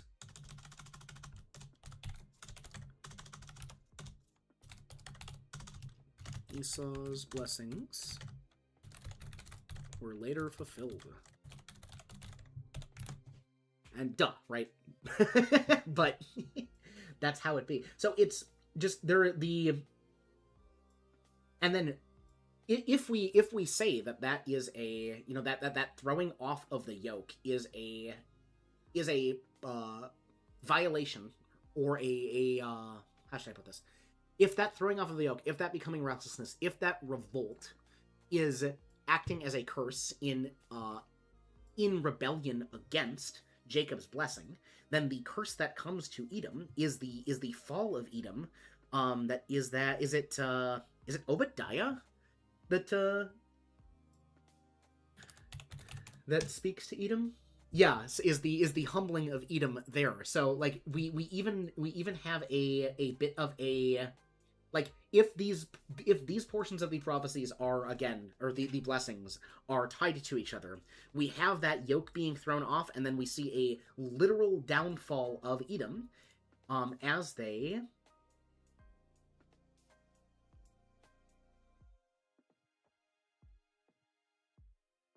yeah. I think that's definitely right there. I cannot believe I remembered which of the minor prophets is the one that yells at Edom. All right, so let's close out chapter 27 here with verses 41 through 46. All right, this is the word of the Lord. So Esau bore a grudge against Jacob because of the blessing with which his father had blessed him, and Esau said to himself, "The days of mourning for my father are near, then I will kill my brother Jacob." Now when the words of her elder son Esau were reported to Rebekah, she sent and called her younger brother Jacob, and said to him, "Behold, your brother Esau is consoling himself concerning you by planning to kill you. Now therefore, my son, obey my voice, and arise and flee to Haran, to my brother Laban. Stay with him for a few days until your brother's fury subsides, until your brother's anger against you subsides, and he forgets what you did to him. Then I will send and get you from there. Why should I be bereaved of you both in one day?" Rebekah said to Isaac, "I am tired of living because of the daughters of Heth. If Jacob takes a wife from the daughters of Heth like these, from the daughters of the land, what good will my life be to me?" Okay, we're actually I'm going to leave a note to start here for myself next stream, because I don't like the chapter division here. I feel like I feel like these are separate. Whatever. So we're gonna go through verse 45 here. So, Esau bore a grudge against Jacob because of the blessing with which his father had blessed him, and Esau said to himself, "The days of mourning for my father are near, then I will kill my brother Jacob." Which is interesting, because we don't Isaac's death is not recorded until Genesis 25. So there's something. Isaac does not. Roughly by the estimates we did on our research earlier, Isaac is about 137 years old here, and Isaac dies at 180. So if Esau is waiting for his father to die, and Esau couldn't know when precisely his father was going to die, but if Esau was waiting for his father to die before killing Jacob, Esau would have been waiting another 43 years to kill Jacob, which seems like plenty of time for murderous rage to subside. But that's something to potentially chew on there. Now, when the words of her elder son Esau were reported to Rebekah, she sent and called her younger son Jacob and said to him, "Behold, your brother Esau is consoling himself concerning you by planning to kill you. Now, therefore, my son, obey my voice, arise and flee to Haran, my brother Laban." So again we see Jacob is not calling the shots here. Jacob is not making the decisions over his own life. Rebekah is taking charge. Rebekah is saying, "Jacob, here is what you must go and do." And once again, Jacob he does not meet any resistance. So Jacob, let's review. Jacob has just been blessed by his father. Jacob has just received the blessing that his younger brother shall serve him. That he is blessed, that he has the birthright. So Jacob is in a place where he should not be afraid of the retribution of his brother. If Jacob believes the blessing that he has just received, Jacob should feel as though he is covered. He is set here. He has the Lord's blessing. But instead, his mother comes to him and says, "You need to flee." And Jacob flees. Jacob runs. And stay with him a few days. So out of curiosity. Okay, I don't know my yums well enough to say whether this is... Okay, stay with him some days. Stay with him for a while. Got it. And I kill you, obey my voice and rise and flee to Haran, to my brother Laban. Stay with him a few days until your brother's fury subsides, until your brother's anger against you subsides, and he forgets what you did to him. So what is the forget here? To forget. So there is a... Then I will send and get you from there. Why should I be bereaved you both? So what we have here is... Esau says, when the days of mourning for a father are near, then I will kill my brother Jacob. So Esau has baked in to his plans to kill Jacob, waiting for Isaac to perish. Rebekah hears this, and she says, she is of the opinion that the danger is imminent, that the threat is imminent. Because if Rebekah heard this from Esau, then what Rebekah is effectively telling Jacob is to flee potentially flee until the death of Isaac, right? Which means that Jacob will not be present at the point his father dies, which is... Stay with him a few days until your brother's fury subsides, until your brother's anger against you subsides and forgets what we did to him. So, Haran... Can we do a map break? Where is... Hang on just a sec.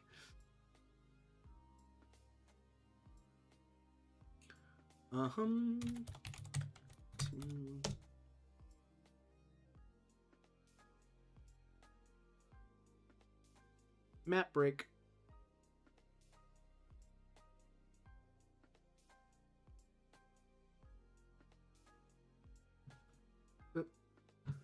So...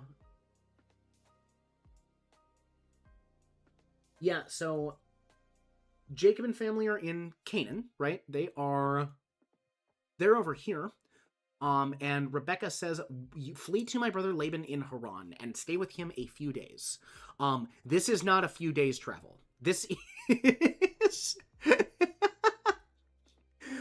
So Jacob is going to pass through Bethel on his way. So he is further away than Bethel from Haran. So we're gonna... My goodness gracious. Yeah, that is not a few days travel. So Rebekah is advising Jacob here to get gone for a while. I think this few days, I wonder, how is this few days? I'm hung up on this few days. I get hung up on days. How is this few days translated? A few days. I go ESV. Stay with him a while. Yeah, so ESV translates that a while, and I think, I mean, few days is closer to the underlying, the underlying language.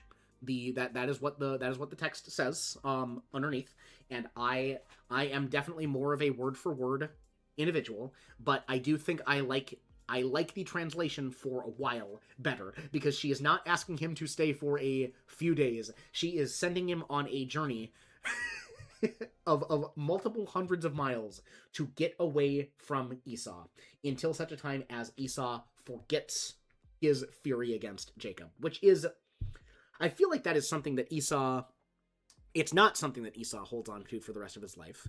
And maybe Rebecca knows her son well enough to know that that's the case. But that is not a slight that I think is just, forgotten, certainly.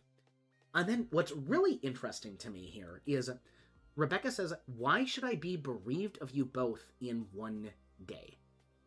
And this has always stuck out to me. Like, what does she mean by bereaved of you both? If Esau kills Jacob, is she bereaved of Esau as well? Is it bereaved in the sense that she could not count Esau as her son? I think I'm going to try and bring up a commentary on this one. I'm very curious. Genesis 27. Because this one's not, there's not anything immediately jumping out on me here.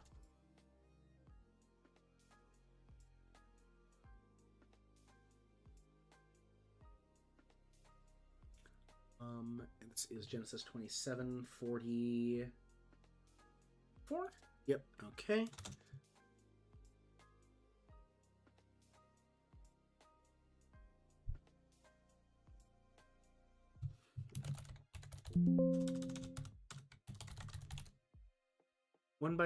Okay, so Rebecca, the commentaries. Yeah, so effectively the commentary Rebecca is making here is that if Esau murders Jacob, then by blood vengeance, someone is likely going to kill Esau. So the idea is she is going to lose both sons in a very real sense, and she does not want that to occur. Okay. That's not a fantastic insight that ties everything together to end it on, but I'm not gonna get into the next portion of Jacob being sent away here just yet. So let's kind of pull things together here. I want to see what we're taking away from this, and I'm gonna put my Thanks for stopping by, Frog. I wish you a clean room. I wish you an industrious cleaning. Thanks for stopping by. Okay. Ba-ba.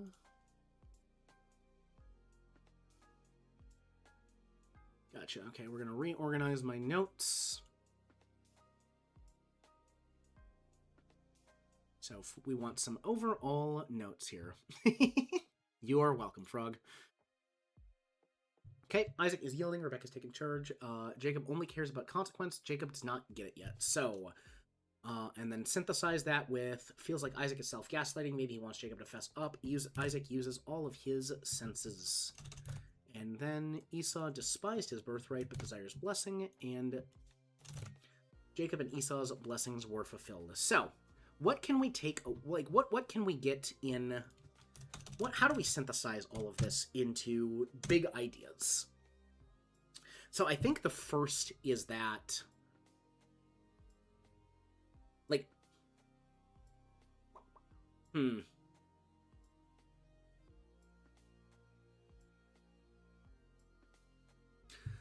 I guess, the first is that Jacob did not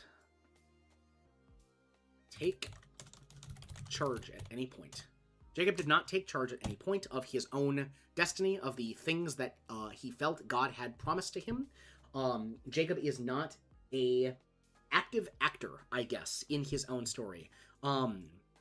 Jacob lacks, I think I'm just going to say Jacob lacks agency is the big takeaway at this point in the story. Jacob does not get it yet. Jacob does not trust God as a God for him, a God of him. I think I do think that I want to pull something together about what we see on Isaac here. And I think the idea is Isaac Seems conflict avoidant. And then finally here, I want to note on Esau and his blessing. Do Esau wants blessing, not birthright? Okay, let's see how that renders. We might need to break it out onto another post-it note. Jacob left agency. Jacob does not get it yet. Isaac, I think we can shorten that. Avoids conflict. Come on, give me one line.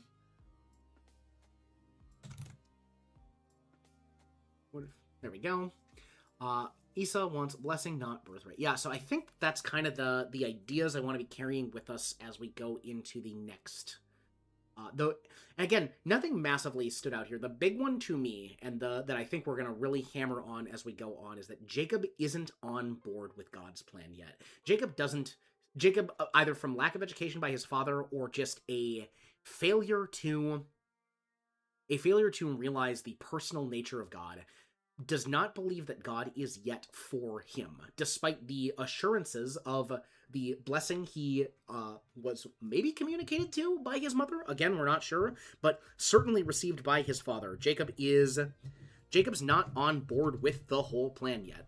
Jacob does not feel like he is aware of the irrevocability of the covenant that God made with Abraham and how that applies to Jacob. Again, I do think there is something to be said for Jacob's lack of agency here as well. Jacob is not an individual that is taking charge of his own story at this point. He is being led around by, he is taking the commands of his mother, and he is going with those. He is doing what is told to him, rather than, again, he is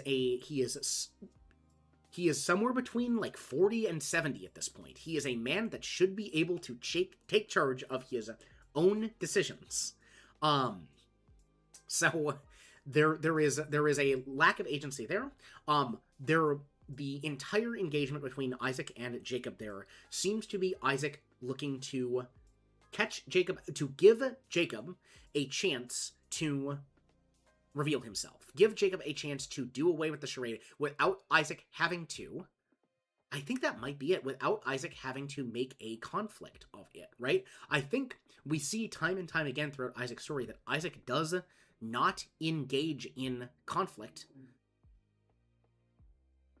Thank you for listening and lurking, Frogsmans.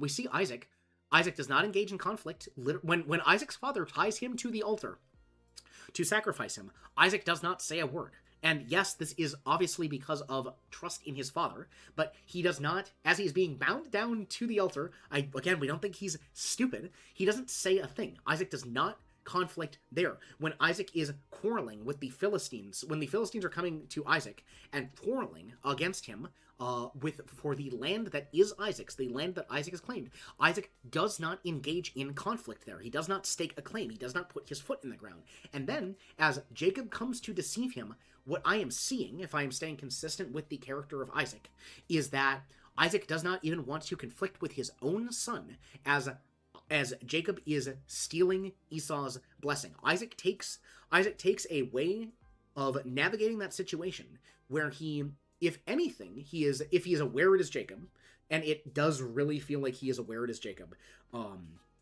Isaac tries everything to get Jacob to fess up, to have that be the case. And at the end of the day, that's not what occurs. Isaac instead gives the blessing to Jacob.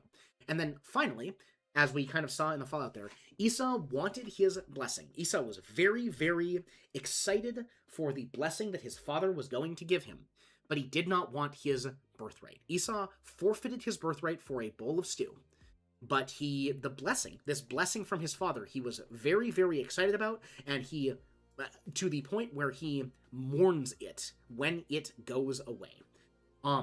And I think there is something to be said for us not wanting our blessings, wanting the good things that come out from following Christ, both material and, I would argue, more realistically spiritual without walking the walk, without following his commandments, without acting out, doing the things that are required of a Christian life. Yeah, okay, you know what? There. We got our applications. We pulled out what we wanted to pull out. So let's clear out our other post-it notes here. Boop. And boop. Let's paste our collective notes over here. All right. And that is that for Bible study. We're going to go ahead. I've got my water. I actually prepared before stream. No need to go to break. We're going to go straight into Rakuen here. So let's... What are we going to do? We're going to mute music is what we're going to do. We're going to head on over to chatting display for just a second as we launch the game. Then we're going to do the crazy thing. To play the game, you got to launch the game. That's what we are going to do now. Yeah. Again, we're pulling things out of the we're taking our time with the narrative of Jacob, and really giving the story time to breathe. And when we do that, I think we see these potential character motivations, these moments, these potential lessons we can learn come out a little clearer when we can relate to them as human elements, so to speak. All right. Hop on over to my capture. Awesome. And everything's working. Okay. So this is, for anyone new, this is Rakuen. It is a RPG Maker game. We are following a young boy who is in the hospital. And we have kind of been messing around. There is some weirdness going afoot in the hospital. There is at least one homeless man that lives in the lives in the back rooms of the hospital. But what we have just found is that this hospital contains a portal to another place, to a other realm filled with a place called Oh my goodness. Yeah, Nesero, I cannot wait for the duel between Jacob and Laban coming up. The Trickster versus Trickster 1v1. I am very, very excited. Oh man. Yeah, that's gonna be a blast. I think we're gonna have a lot of insights to pull out from there. Alright, my controller's not working, so we're gonna switch to keyboard, and we're just gonna do the clickety-clacks. Oh, maybe my control... Oh, did not mean to... Maybe my controller's not working. Not because my controller's not working, but because I don't have focus in the window. They do really deserve it. They were... One might even say they were made for each other in SRO. I'm 100% with you on that. Alright, so, this is our boy. His name is Boy. We are being followed around by Mom. Her name is Mom. We are a hospital patient in a hospital in a nondescript area of Japan. We actually may have the specifics there. I'm unaware. When we picked up when we started last game, we went around, we talked to all of the different patients in the hospital, learned their stories. Then Mom read us the story of Rakuen, which is something she reads to us every night when she can get by.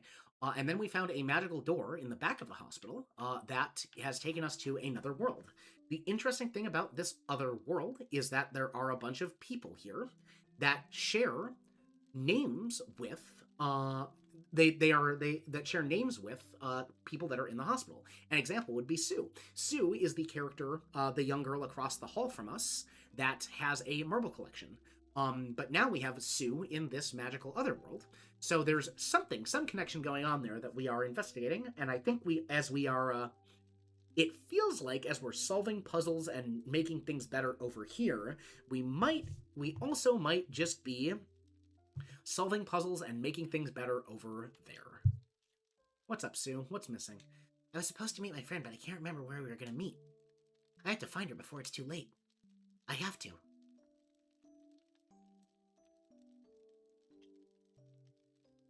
I'm a glow shroom.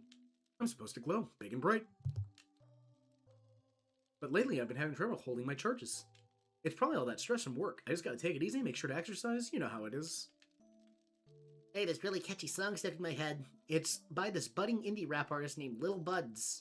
He's a sky bud, so he looks like me, but he lives up in the sky. It's so good. What's the song about? Oh, it's so deep. It's about having to work every day and serving rich tea to rich buds. Serving tea to rich buds.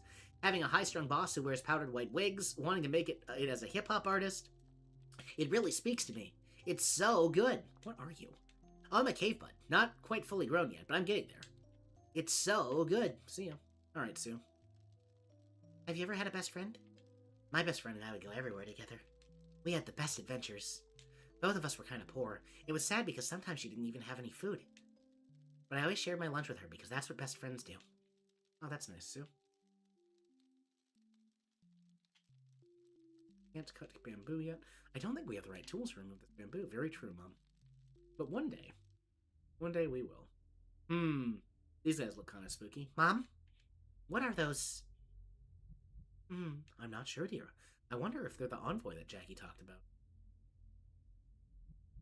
Mom? Stay close to me, dear. It's alright, dear. I think they're gone now. Spooky. So we got Emmonies now. Emmonies.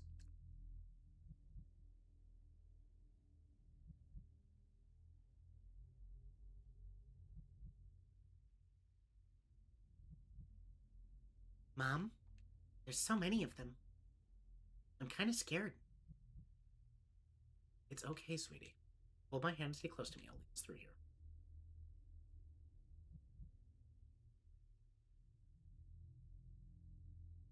Just a little bit further. You can do it, sweetie. Mom, we made it. I knew you could do it. I should get the dark makes me sad. Oh, heck yeah. It's so dark in here. I don't like the dark one bit. Neither do I. Mom says there's nothing to be afraid of, but I still don't like it. Finally, someone who understands me. These mushrooms don't get it at all. They're like, sunlight? Who needs that? Only crazy feet like the sun. Well, call me crazy, but I do like the sun. Unfortunately, I took a wrong turn and wound up in the very darkest part of this cave. Can you help me get some sun? Maybe. I don't know what that foot is talking about. The dark is great. Alright, Shimeji. Sure, man. I don't like the dark because it makes it hard to see what I'm doing in the game.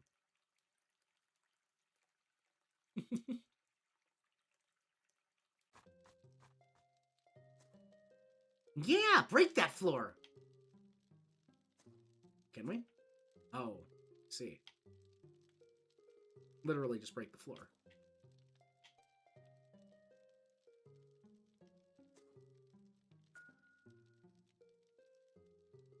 Hey kid, you come to listen to our guild practice? Guild practice? Oh, you haven't heard of us? We meet here every week to jam. We call ourselves No Holds Barred! With exactly 3 exclamation points at the end. The sunflower has... I have given him a new voice. Heck yeah! Get it? Because we don't hold back. We don't follow the rules. We spell it B-A-R-D, not B-A-R-R-E-D. Because we're literally bards! It's a play on words. Ah, that's clever. Lady, I like your style! So down here we can be ourselves. Take Craig, for example. Yo. Out in the real world, he's gotta wear a suit and tie and work for the man. But down here, he shreds on the electric lute. What? And then there's Lil Buds. Sup, homies? He spent his day serving tea to a bunch of snobby buds in the sky. I'm all like, more sugar, sir? Can I offer you a scone? Only suckers eat scones. Ooh! Oh there, buds. Sorry, sometimes I just gotta let it out. We all do, Lil Buds, we all do. Channel it into the music. I hear you, Flower. So, like I was saying, down here we can just be ourselves and just jam. So if you need a space to just chill out, feel free to kick it with us. No holds barred! Nice. Hey-o. What's up, homies? Cool.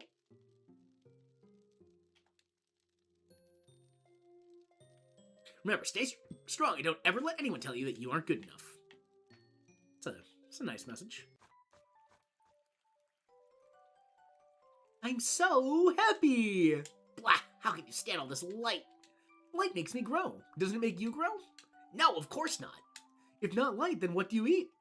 Dead plants, of course. Ah! You the one who punched those holes in the ceiling? Did you bring me the sunlight? I'm not sure, maybe. It might have been an accident, though. The best accident ever. Or no, hang on. The best accident ever. Can't keep my voices straight. I'm the happiest foot in the forest. Wow, is it just me, or did it get really bright all of a sudden? If it stays like this, I'm gonna go hang out in the dark with the other mushrooms. Eek, I'm sorry. Oh, it's no biggie. I have legs and get up and move, no problem. This guy over here, though, he kind of needs the sun, so I guess it's okay if one room is so bright. I love the light. Pfft, plants. Alright. That is our second of 3 roots, I believe. That have been, Oh, and now it's bright here. So the envoys aren't hanging out. Good, good.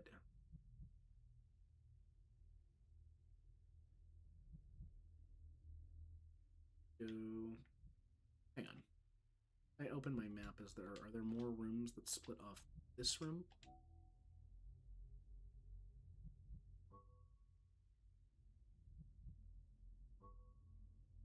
Okay. Doesn't seem like it. Right, that's not a exit over there, right? Nope.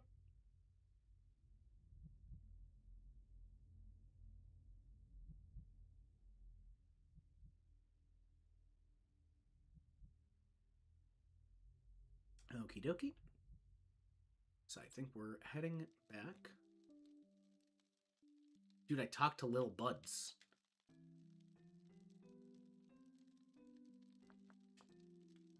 What's up, Sue? I've been searching for my friend for so long I can't even remember where we used to meet. I have to find her. We'll find your friend, Sue. I'm sure by the end of this we will find her. Up this way. Crack that chest open.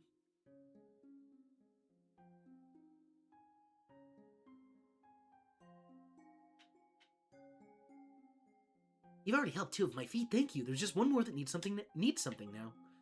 Think he's gonna be over this way, I assume? No, this is the guy that needs apples. Yeah, so let's see if we can't make any progress. Hey, Jackie. You're Jackie, right? Good luck! Remember, you have to find and trigger 2 switches to drain the water in that lake. Only then can you reach my tools.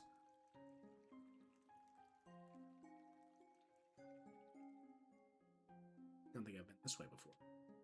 Western water flow switch, entrance above. Are you trying to get to the western water flow switch? Oh, yes we are. Well, you're gonna have to find a way to move those rocks first.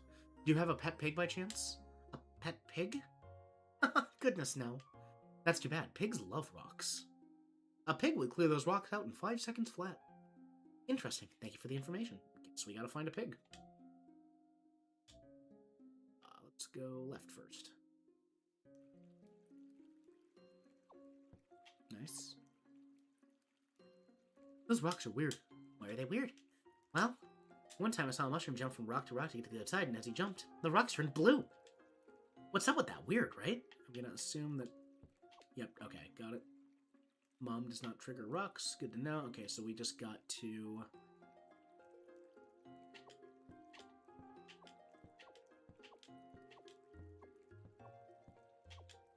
That should do it.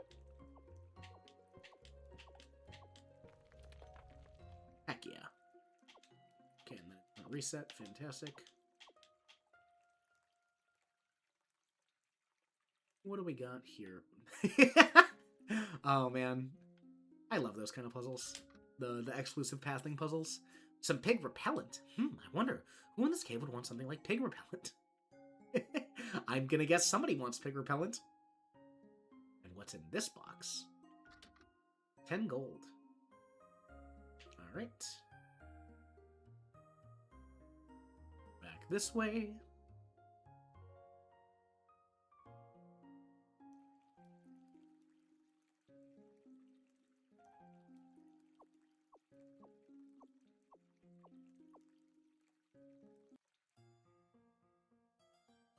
What's going on in here? Oh, is this the tea that Lil Bud are these the guys that Lil Bud serves tea to?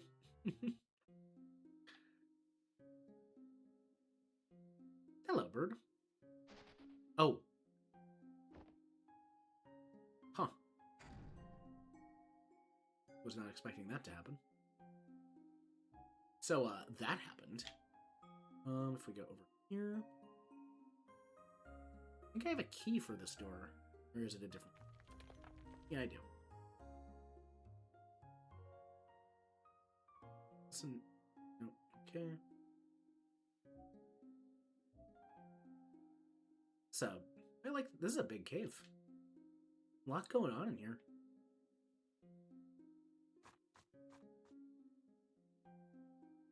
Oh, Mom, look, it's a little onion. Are you calling me a little onion? Oh, I'm sorry, you're much bigger than any other onion I've seen. Your face is gonna be an onion if you don't stay out of my way. Oh, look, it's that kid who thinks I'm little. Well, let me ask you something, kid. See these fists? Are these little? Well... You think my fists are little? Well, what kind of fists do you have? Dumb, stupid fists? Okay. Sorry you're like that, bad attitude onion. You should try looking at things with a good eye. Oh, woe is me. Hunger consumes me. My stomach's so empty it aches. How I long for that nectar of the forest, that life-giving ambrosia, that which pleaseth my stomach, delicious, delectable, divine dirt. Well, don't think we have any dirt quite yet. What's your step, friend? Okay.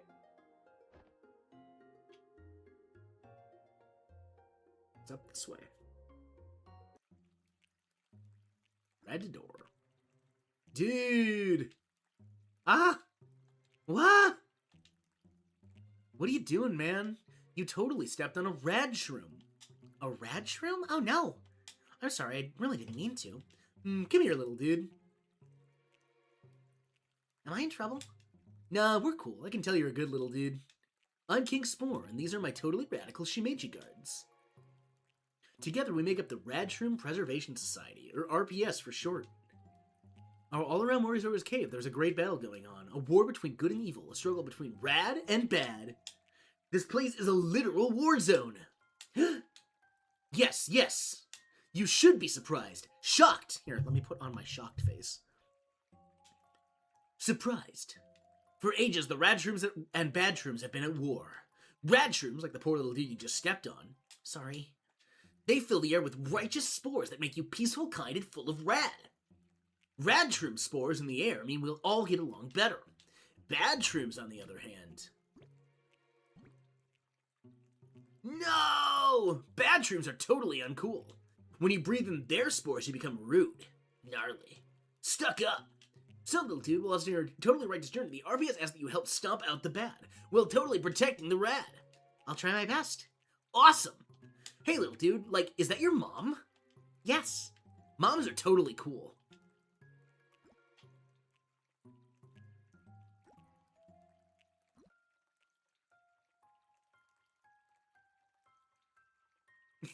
Yeah, I do not trust any type of mushroom spores that I'm going to be inhaling that are going to change my change my attitude. I am with you for sure. Nice view of the water from here. Is that it? Nice view of the water from here? Okay. Alright. Well, we don't have a red key, I'm fairly certain. So how about you? You got anything insightful? Meep. Super insightful. Incredibly insightful. Some crazy dude with a big mustache and overalls came in here the other day and tried to eat me. He thought it would give him an extra life. I had to tell him, look man, I'm not that kind of mushroom. The only thing you'll get if you try to eat me is a really bad stomachache. It's funny because it's a green mushroom. You know, like a one-up mushroom. Let's see. So that's that way. Let's head up these stairs. Okay. So maybe I go this way.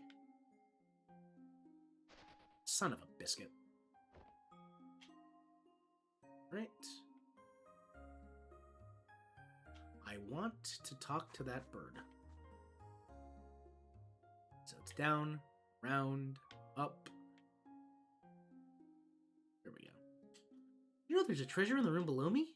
Pity it's behind a locked door. I wonder what's inside. What if we... Yep. Ah. Oop. Redstone key. That's what we're after, baby. Now we can loop around. Go up. Crack this door open.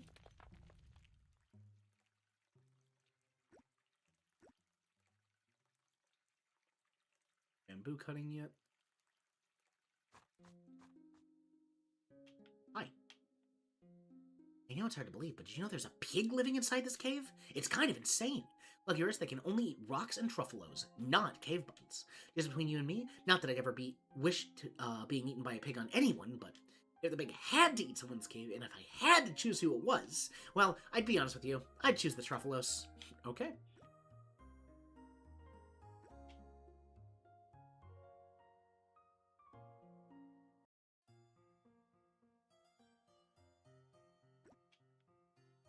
All of these sandwiches are filled with dirt. Can I have your sandwiches, guys? Because I know a root that wants some dirt. We have the most delicious dirt in all of the forest, and that's how it should be. We are the best mushrooms, so we should get the best dirt. Ha!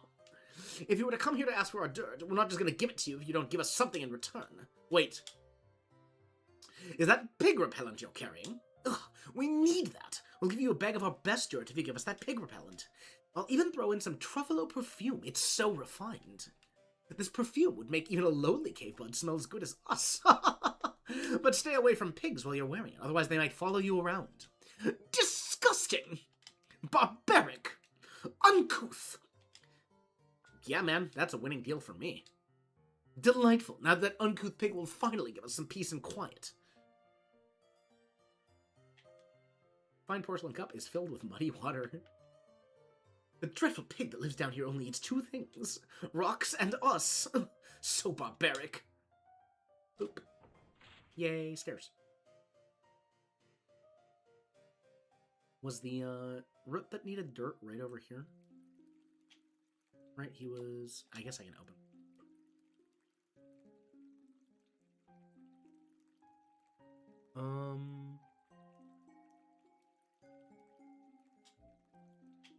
We'll find him. No, I think actually if I go south here. Yeah, isn't the root like... Shoot! Really? Fine.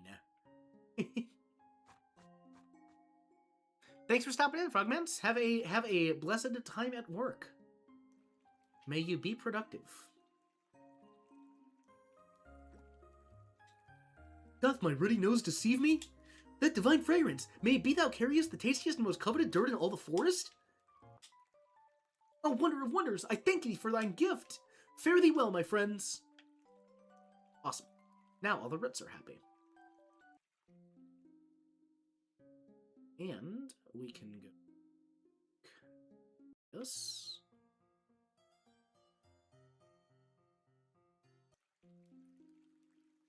Hop over this way.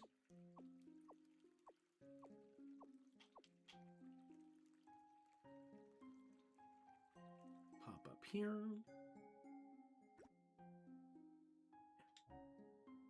Rocks are down. Bump.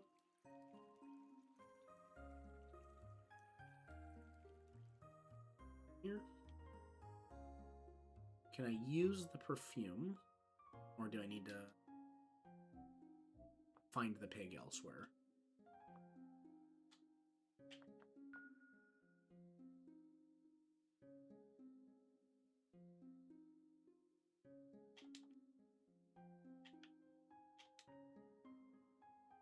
Hey, I've never seen you before. You don't look like labels, and you certainly don't look like you're from the Envoys. You must be new. Yeah, I actually live right through the door up there. Fortunately, some golems were roughhousing above my front door. Now there's a pile of rocks blocking my entrance. That's terrible. Oh, it's no biggie. There's a pigling around here somewhere. He only eats mushrooms and rocks. I'm sure he'll clear this out once he comes around. The envoy? The envoy are between this realm and another. Most of them are harmless, just spirits passing through. But some of them have grown overcome with bad energy. Fear, anger, hatred. It's those you have to watch out for. What are you? I'm a cave bud. Along with the mushrooms, flowers, and mini mories, we keep the forest running. Never mind. The golems are always roughhousing. It's a major problem down here. They caused that rock slide the other day. The only good thing about them is that they smell like grapes. Huh.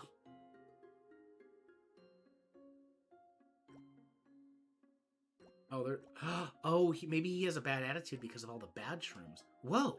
Something feels... different. I suddenly feel... happy. Thanks for clearing the air in here.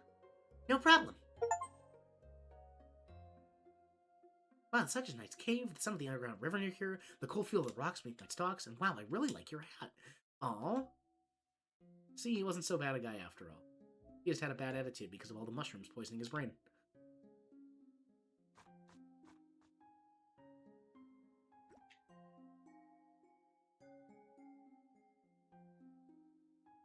Okay, I think... Oh yeah, we didn't go up this way. Let's see what's going on up here. This is a delightful little game. Alright. The bigger golems are always roughhousing. I'm not ready for that yet, so I just hang out with the cats.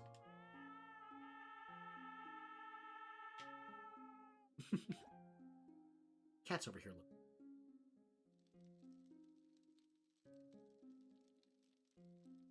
Wow, wow, wow. Why, you smell like truffalo. I follow you. Okay. Found the pig. What a weird pig.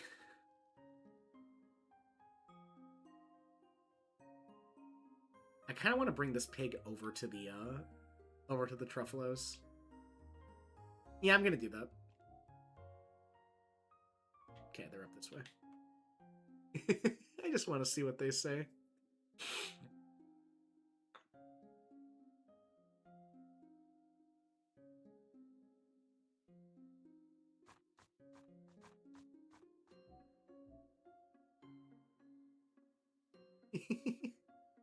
This might be some fun dialogue.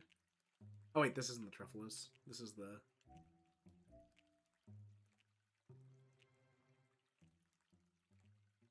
Down yet?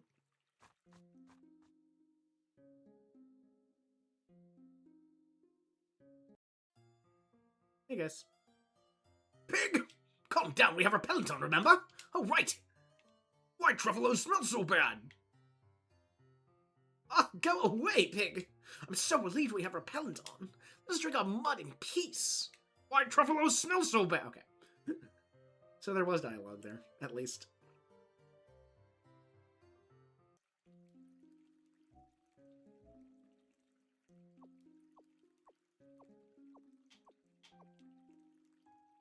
Quite the convoy we got going on. Rocks!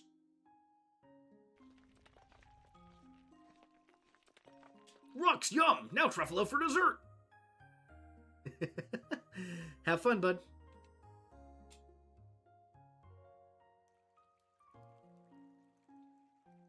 Ha! I guess that pig finally ate the rocks blocking our door. Someone needs to tell those golems to go roughhouse somewhere else. Western water flow switch. Nice. Does that lower the water level in a manner where I can do anything extra in here yet?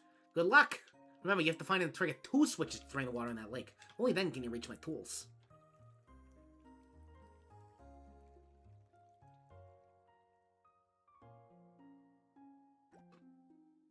Oop. I'm not going to be like that when I grow up. I'm going to be a golem on the move. I'm so hungry. I want to eat a seal apple from Seal Cave tree. Ah. I think the tree might be, I have become radical in the eyes of the Radshroom Protection Society, apparently. Oh wow, I am so beautiful! My feet tell me that you helped all of them. Because you gave them sun, water, and dirt, I was able to grow into a full tree. Thank you for your help. We all feel much better now. Here to say thank you, I want you to have one of my fruit. Awesome.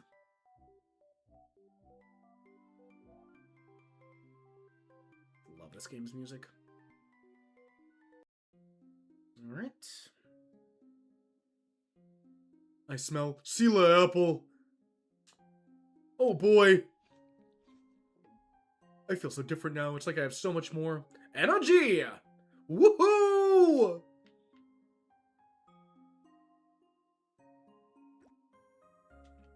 Yeah, I'm probably the brightest collection in here. We're talking 1,000 watts, 90-second intervals, and I can bench like 5 times my own weight. I also make my own dead plant shakes. They only put on the pounds. Yeah, I'm probably the brightest collection in here. Okay. It's like, no one cares how many reps you can do or how many dead plants shake you drink in a day. Alright. The lake has been drained.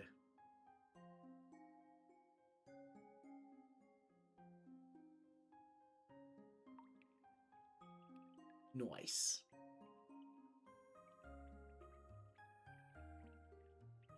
You drained the lake! Please bring my tools and I'll clear that bamboo for you. First off, I want to get what is in this treasure chest over here. Up here now. Okay. Is this? Oh, that's a ledge. The way. Came in that way. And G. We are rolling in the G. How much G do we have? 50 G. That's 10 peanut, or that's 5 peanut choo-choos. Now I'm hungry. Blacksmith's tools. Alright, Jackie. Your tools. Oh my wonderful tools! Thank you so much. Now, as promised, I'll clear a path. I'll clear you a path to Morizora's Grove. There you go. Well, I better get back to my shop. Thanks for everything. Oh, one more thing. If you visit my shop, I can build you some tools of your own. It's gonna take a little time to get everything up and running again, though. So why don't you come by once you're done talking to Morizora? Hopefully I'll be ready by then. Good luck! Alright.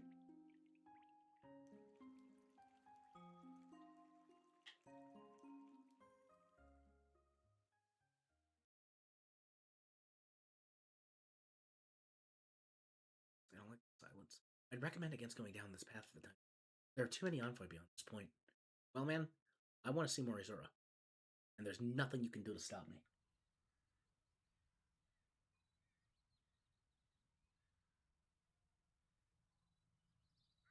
It's Morizora! He grants wishes, I hear.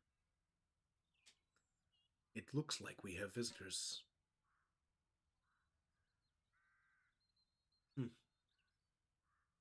I do not recognize their kind at all.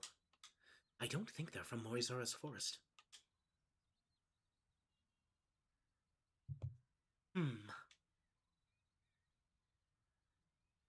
Definitely not from around here. Definitely not. It's been many years since we've had visitors such as these. Tell me, young boy, what brings you to the Keeper's Grove?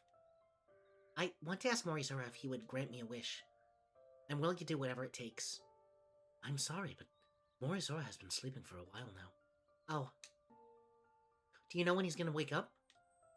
My boy, this is not an ordinary slumber. A darkness has fallen over Morizora's lands, and over him as well. A darkness? You see, we have long shared this world with the Envoy. They are spirits between this realm and the next, typically peaceful, merely passing through. However, lately, more and more of them have become overrun with negative energy. Anger, fear, hatred. The whole forest can feel it. If Morizora sleeps and darkness subsumes his lands, we are all in danger. This is terrible. We have to do something. We do have to do something, boy. Let me try to wake him up for you. Ah, my boy. Morizora cannot be awoken by just any means. When darkness has caused him to fall into slumber, the only thing that can awaken him is a very special song. A song that we call Mori no Kokoro, Heart of the Forest. Can you teach it to me? No, my child, I cannot. But that's not to say that you can't learn it. When you hear things that are too quiet for the ears, the fear and longing, the hopes and dreams of those around you, then you can wake him. I'm sorry, but I don't understand. Look around us. Do you see the stones with different markings?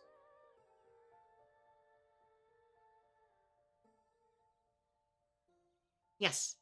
Each one represents a voice that's calling out for your help right now. A man whose connection with his wife has been severed, that's Winston.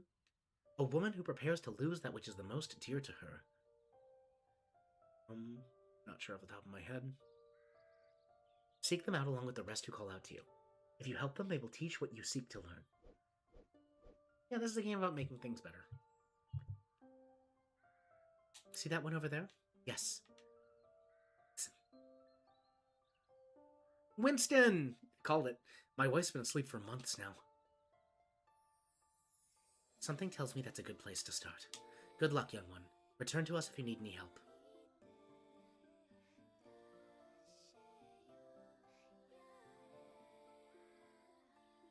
What's in my quest journal now? Find out how to help Winston. Hi, Mom. Hello, dear. How are you? Sometimes the plants in our yard don't realize it's winter, so I try to let them know by picking off their leaves. Huh. Is that proper gardening technique, Mom?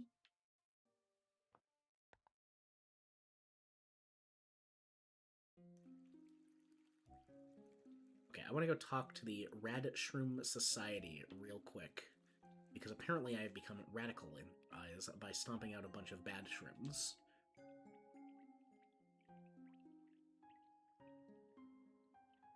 Who knows what they might have for me?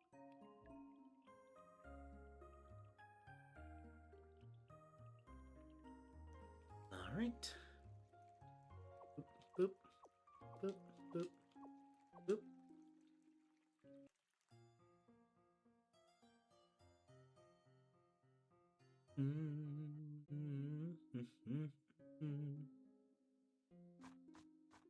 Alright, gentlemen.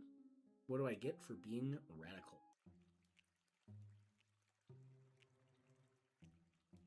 Whoa, little dude, you are so radical! My sources tell me that you've stepped on a lot of bad shrooms. Whee! I guess you've totally earned access to the store. The store. Our only members of the RPS and dudes that the RPS deem worthy are allowed to buy items from the store. Woo! It's our way of saying thank you for your help, little dude, and super rad mom. Unfortunately, we're not quite open yet. Why don't you come back in a little while and we'll totally hook you up. Alright, so there is a storefront down here. Good to know. Good to know. Alright. We're Verve. Okay, it's time to leave the cave, I think.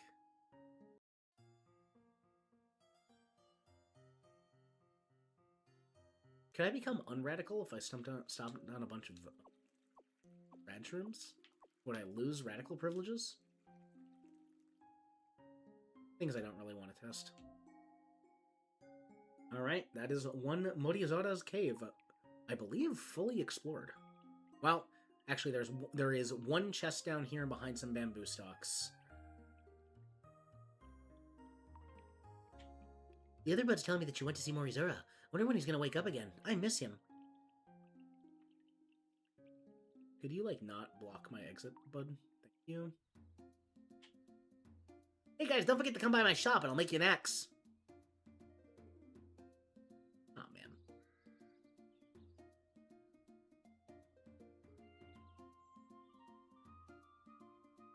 I'm gonna guess that this is... Oh, hey, you guys. Thanks again for helping me get my tools back. My shop isn't fully functional yet, but if you bring the right materials, I can make you an axe of your own. I'll need 3 camphor sticks and 3 pieces of nightstone. I'm sure you can find those things in the areas just southeast of the village. Alright. South. East. I think there was a sign blocking my way the last time I tried to go that way. The sign still blocking my way? Seems like it.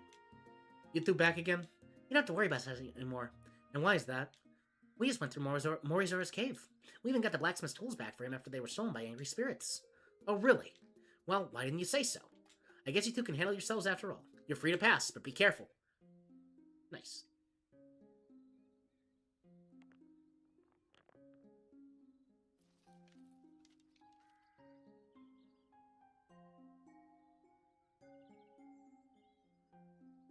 I'm harvesting. I guess those purple orbs are probably bad. Kind of want to touch one. You'll need something to carry this in before you can... Oh, it's just a firefly. Okay. How are you, Onion? Or do you have a bad attitude? Have you ever heard the stereotype that onions smell bad? Well, let me tell you, it's not true. Sure, I might have a few cousins who only shower once a month, and their trash cans are overflowing with fast food wrappers, but they're the exception. For the most part, we smell rather nice. I would, maybe try and get your cousins to stop being repugnant. What do you want? Nothing.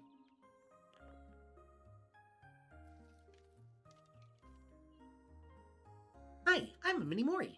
There are many of us, and we all have a number attached to our name. Do you know what the numbers stand for? It's the order in which we came into this world. Okay. Good to know. Good naming convention. Avoids a lot of confusion, I'm sure.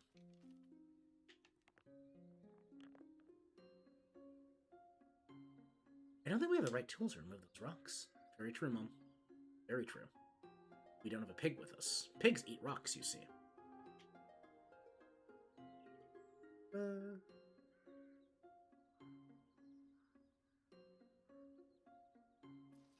Ooh, 2 treasure chests past that rock. I'm gonna have to come back here.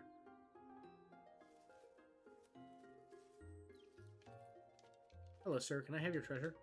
The Legals use the area south of here for their Star Night Festival. They get crazy. But you know what's really crazy? Being a slave to your possessions. You know what I'm saying? It's overwhelming. That's why I decided to get rid of all my stuff, except for my garden. I love my garden. It brings me joy. Okay. We gotta.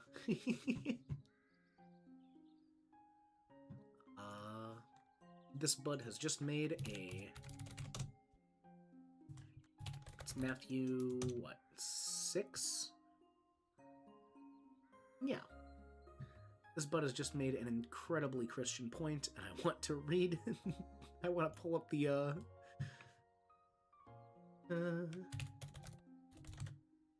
6:24.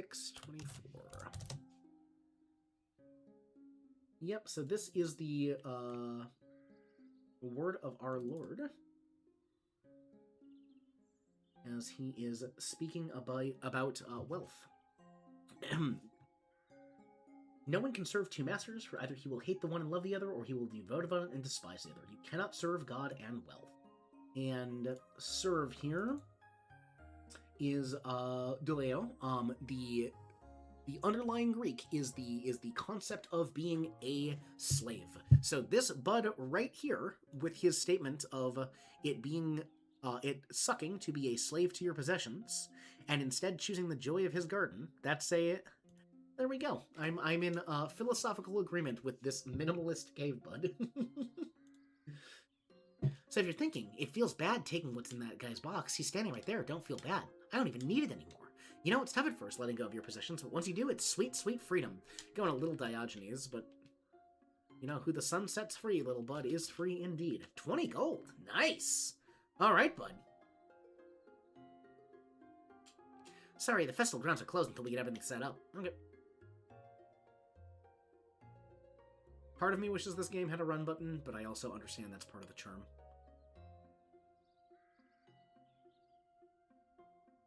Right, so let's go get our axe from Jackie.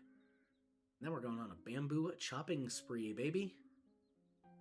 So much bamboo to chop.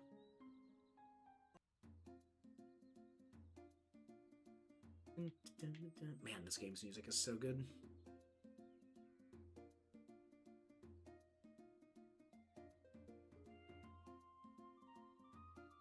Right. Jackie. Ah, I see you found the materials for your axe. One moment, please.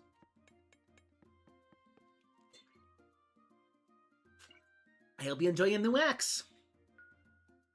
Received an axe. It works great on bamboo and other types of wood. In fact, why don't you go test it out on that door up there? Chop it down. Feel free to take what you find inside. Why do you have a boarded up door in your hut? Why not?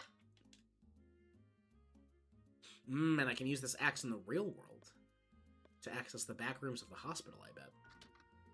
Cat's Eye Marble. Hey, that's for Sue. Thanks, Jackie. Welcome back, guys. Pickaxe.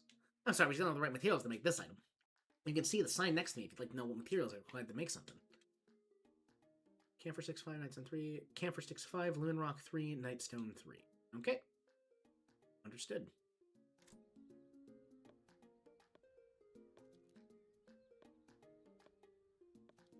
Just cutting those down. I'm crafting brained. Does cutting those down add bamboo to my inventory? It does. Good. Gold. Now there's other.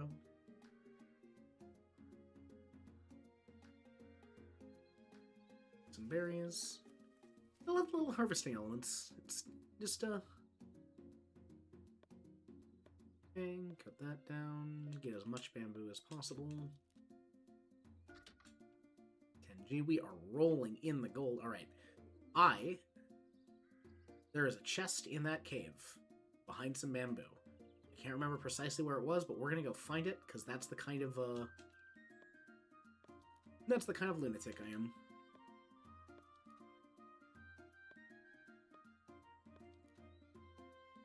It's over here. Is that Sue's friend? Oh, no, that's Sue. Where's my friend gone? I can't sleep until I find her.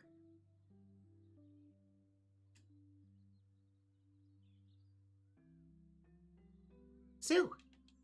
Oh, hi. What are you doing? I'm trying to remember where I was supposed to meet my friend. I have to find her. She needs me. Tell me about your friend. Oh, she's the best. She was the only one who would listen to me. She was such a good listener.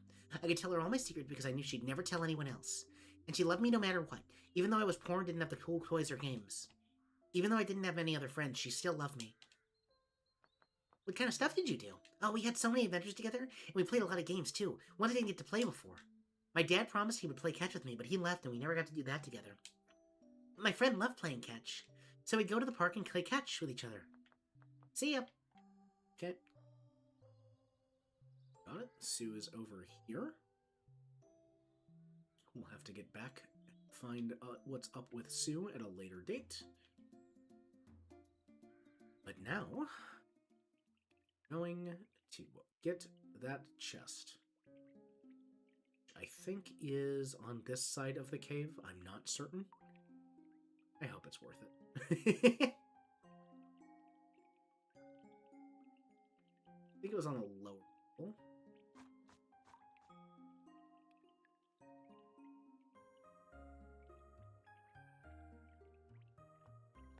Was it in here? This is something.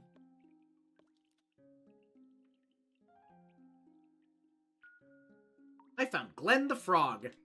I wish Frogman's was still here. I got a frog. Maybe we could take it back to the hospital. I bet it would make a great pet for the people on my floor. What? Okay, man. Just gonna give people a frog?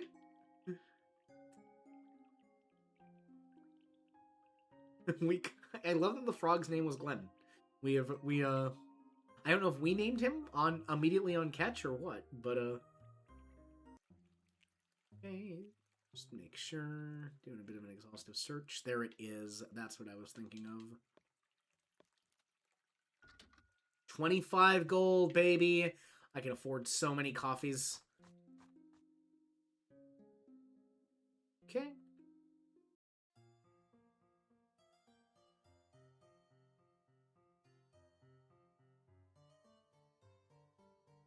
Truffalos.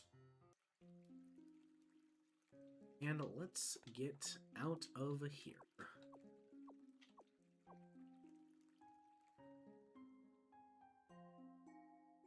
I believe that's the only bamboo I remembered in here.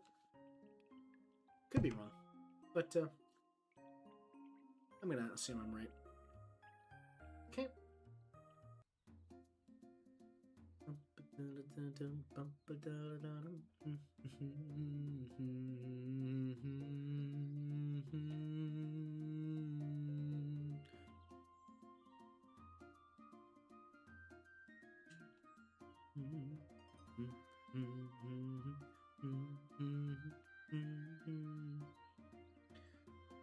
right, I think we are just about at the point where it's time to return to the real world.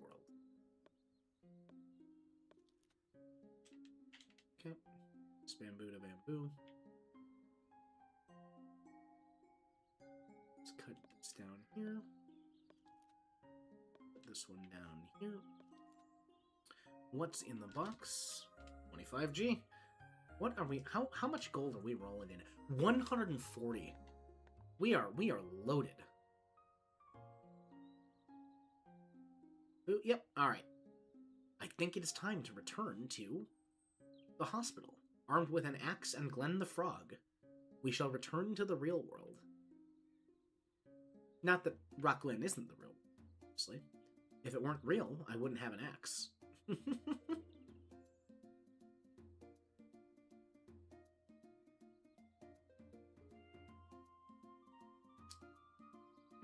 through here.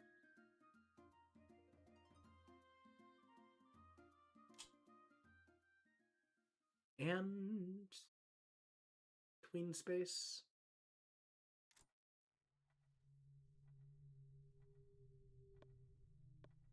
X. Access all these back areas. Amber Myrtle. 25 gold.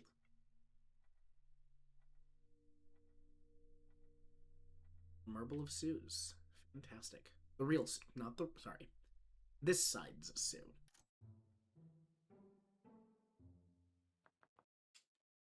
Okay, already know the answer to that puzzle.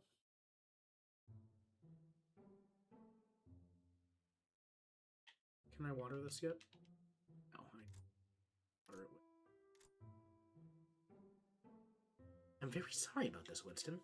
I can't believe someone would do something like this. Stealing a wedding band from a comatose woman. These are indeed desperate times. We'll do all we can to try and find out who stole this from her. Thank you for your help, Doctor. I understand how busy everyone must be right now, so this means a lot. Of course. If you could spare some extra blankets, it would be very appreciated. I know they've boarded up a hole inside the bathroom wall, but it's still very chilling wind coming. I'm very sorry about that, Winston. We'll send over some supplies. Thank you. I'll come by later to check on Gemma. In the meantime, Gemma, in the meantime, please take care. I'm sorry, I really need to make sure this gets finished. I'll come by your room later to check in on you, okay? You had a pretty rough day today. You hang in there, right? I'm having a great day, man. I went over to Paradise and Tony wants his coffee. We don't have coffee for Tony yet. Is the vending machine restocked with coffee, perchance? So we can give Tony some coffee. Let's find out. Coffee is back on the menu. All right, Tony. I got coffee for you.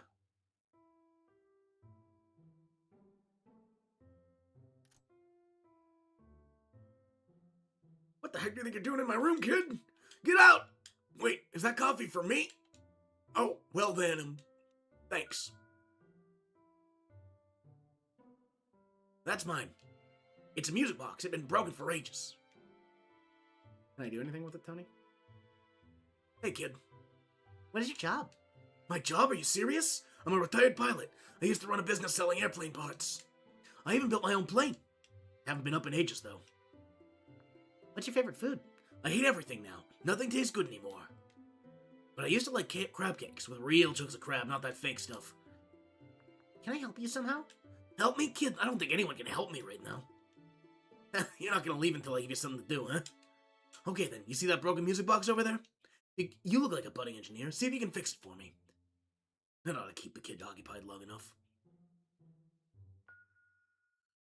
Nice. What a day. I heard that, you little brat.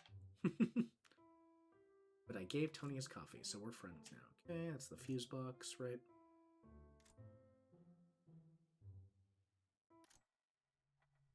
Let's use the axe over here. Getting an axe has given me free reign over this hospital. 5 more gold. So it seems like using the X on this side is not strictly necessary, maybe?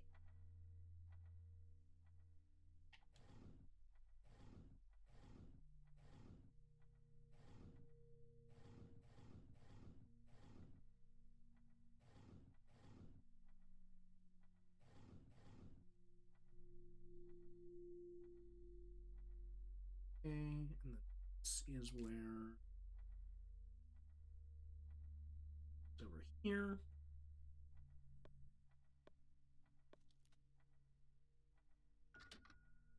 $5G? Yeah, okay. So these are just it seems to be this is how I farm gold. Or not farm gold. This is where a lot of gold is. Okay, is in those areas, those boarded up areas behind where you can use the axe. Okay, cool. Man, it's drab and dreary over in real life. Sorry, not over in not Rakuen. Again, if Rakuen wasn't real, I wouldn't have an X. And the axe is working. It's doing axe things. So I think it's I think our fantasy otherworld is in fact a fantasy real world. Did I there we go. I should probably save, huh?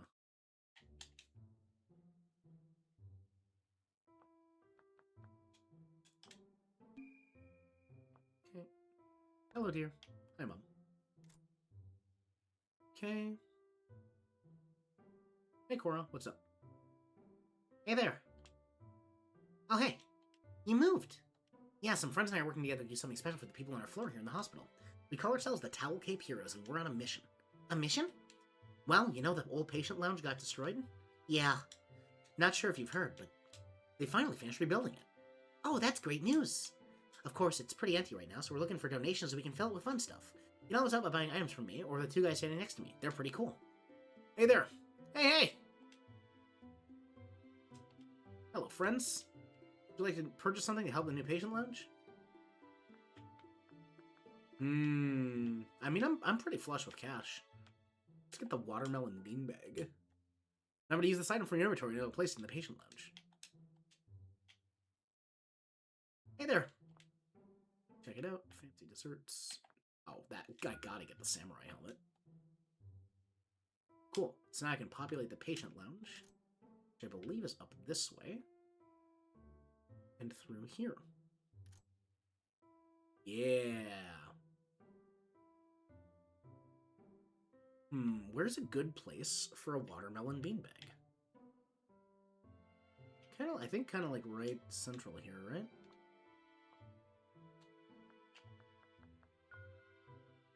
Ah, I don't choose. The game knows where it goes. Honestly, that's probably better. I would have spent too much time on aesthetics. Can I place Glenn the Frog in here? Is this Glenn's home?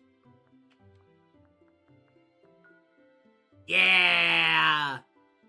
Yeah! Glenn the Frog, baby! Glenn's in the patient lounge. Let's go!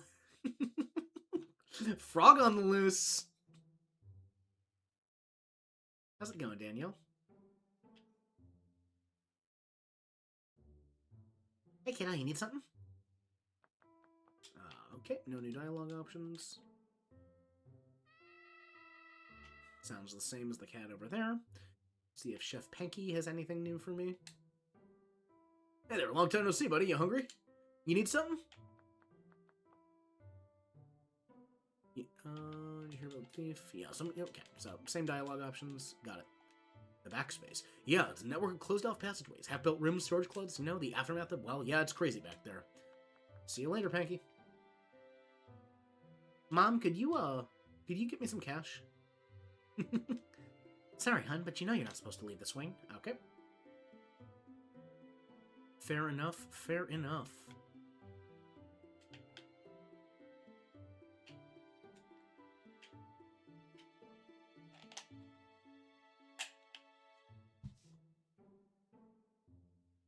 It's like I'm losing focus on the game every so often. Interesting. Okay, how much gold do I have left? 125. I could buy a couple more items for lunch. Oh, I bought that. Let's do the fancy desserts. That way Glenn can eat desserts.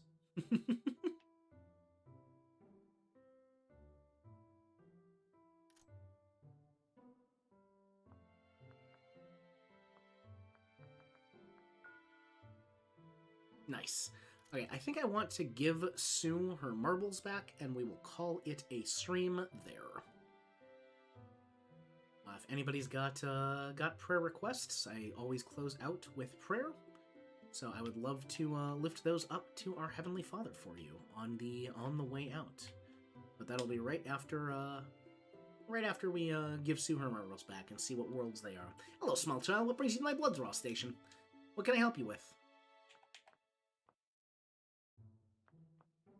Little Kisaboros thought before his mouth started going, well, we spoke often. It's sad to see someone's mental condition deteriorate like that. What do you mean? Well, for example, recently the staff found him outside digging in the mud again. He was on his hands and knees making piles of mud using spoons he got from the kitchen. They were ladles. Oh, man. But hey, maybe he knows something we don't. Maybe he was looking for buried treasure. See you later. Oh, no, shoot. See you later. Shoot. I gotta go.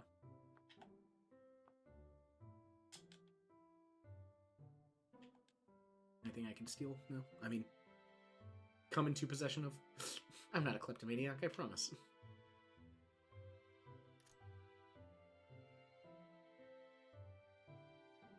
Oh, Gemma. I'm sorry about all of this. Poor Winston. Oh. Well, we're here. Do you think Sue might like the cat's eye marble we got from Jackie? Good idea, Mom. I think she would. I just can't believe someone would do this. What's up? I heard that you created an entire set of armor out of paper. That's quite impressive. Did you hear about the thief? Yes, and it appears he or she has struck again. What did they take this time? Sadly, my wife's wedding band was stolen. I just can't believe they would take something like that. Oops.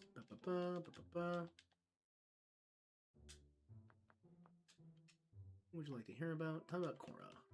Her Cora and her friends have been working on a special project to boost morale around the hospital. Last I heard they're calling themselves the Towel Cape Heroes. Never mind.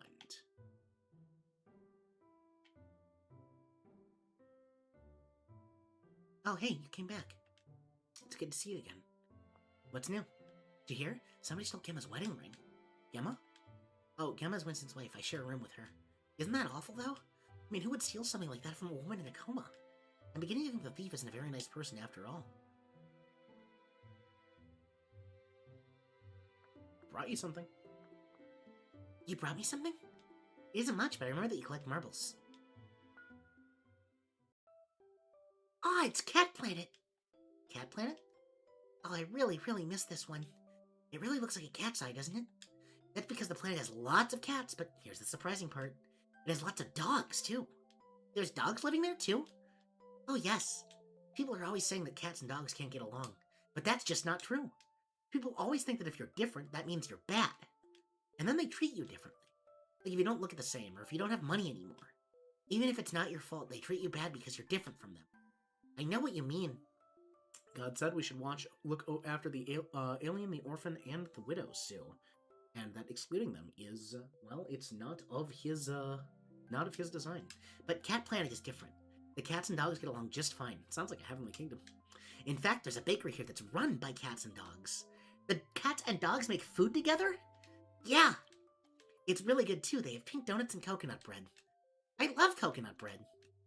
Hey, can I ask you something? Sure. Why do you keep snooping around our bathroom? Is there something cool in there? Can you keep a secret? I won't tell anyone. I think there might be a door down there. A special door. Where does it lead? To a place called Morizoda's Forest. I'm trying to wake up the guardian of the forest so he'll grant me a wish. So you have secret worlds too? I do. Well, the shift leader's in the bathroom now, so you might not be able to look around for your door. Unless... Here, give her one of these. Sue gave you peanut choo-choos. Thanks, Sue. She loves these. Good luck. Hey there. Did you hear? Yep. Sorry, I did that dialogue already. I brought you something. You found the topsy-turvy treehouse. You found the topsy-turvy treehouse tea house. Treehouse Tea house? Yes, that's right. This marble is the color of amber because it's actually a present from a special tree. Inside the tree, there's a room where flower creatures serve you the most delicious tea ever. But that's not even the craziest part. The tea room is upside down. Upside down? Yeah. You can walk on the ceiling. You can even drink tea upside down and it doesn't fall out of the cup. Wow! One of my favorite things to do is drink tea with my good friend. My friend didn't really drink tea, but we still did all kinds of stuff together. I used to meet her by this tree and we'd play for hours. Sometimes she didn't have enough food, so I would share my lunches with her. But we always had a good time. Thanks for reminding me of the good times. What about the folks here? Never mind. Those are the rest of my little worlds. You have given me the rundown on these already, so I'm glad we are assembling the worlds. Quit bugging me, kid. I gotta figure out how to fix this wall. Man, they weren't kidding. This draft is chilly.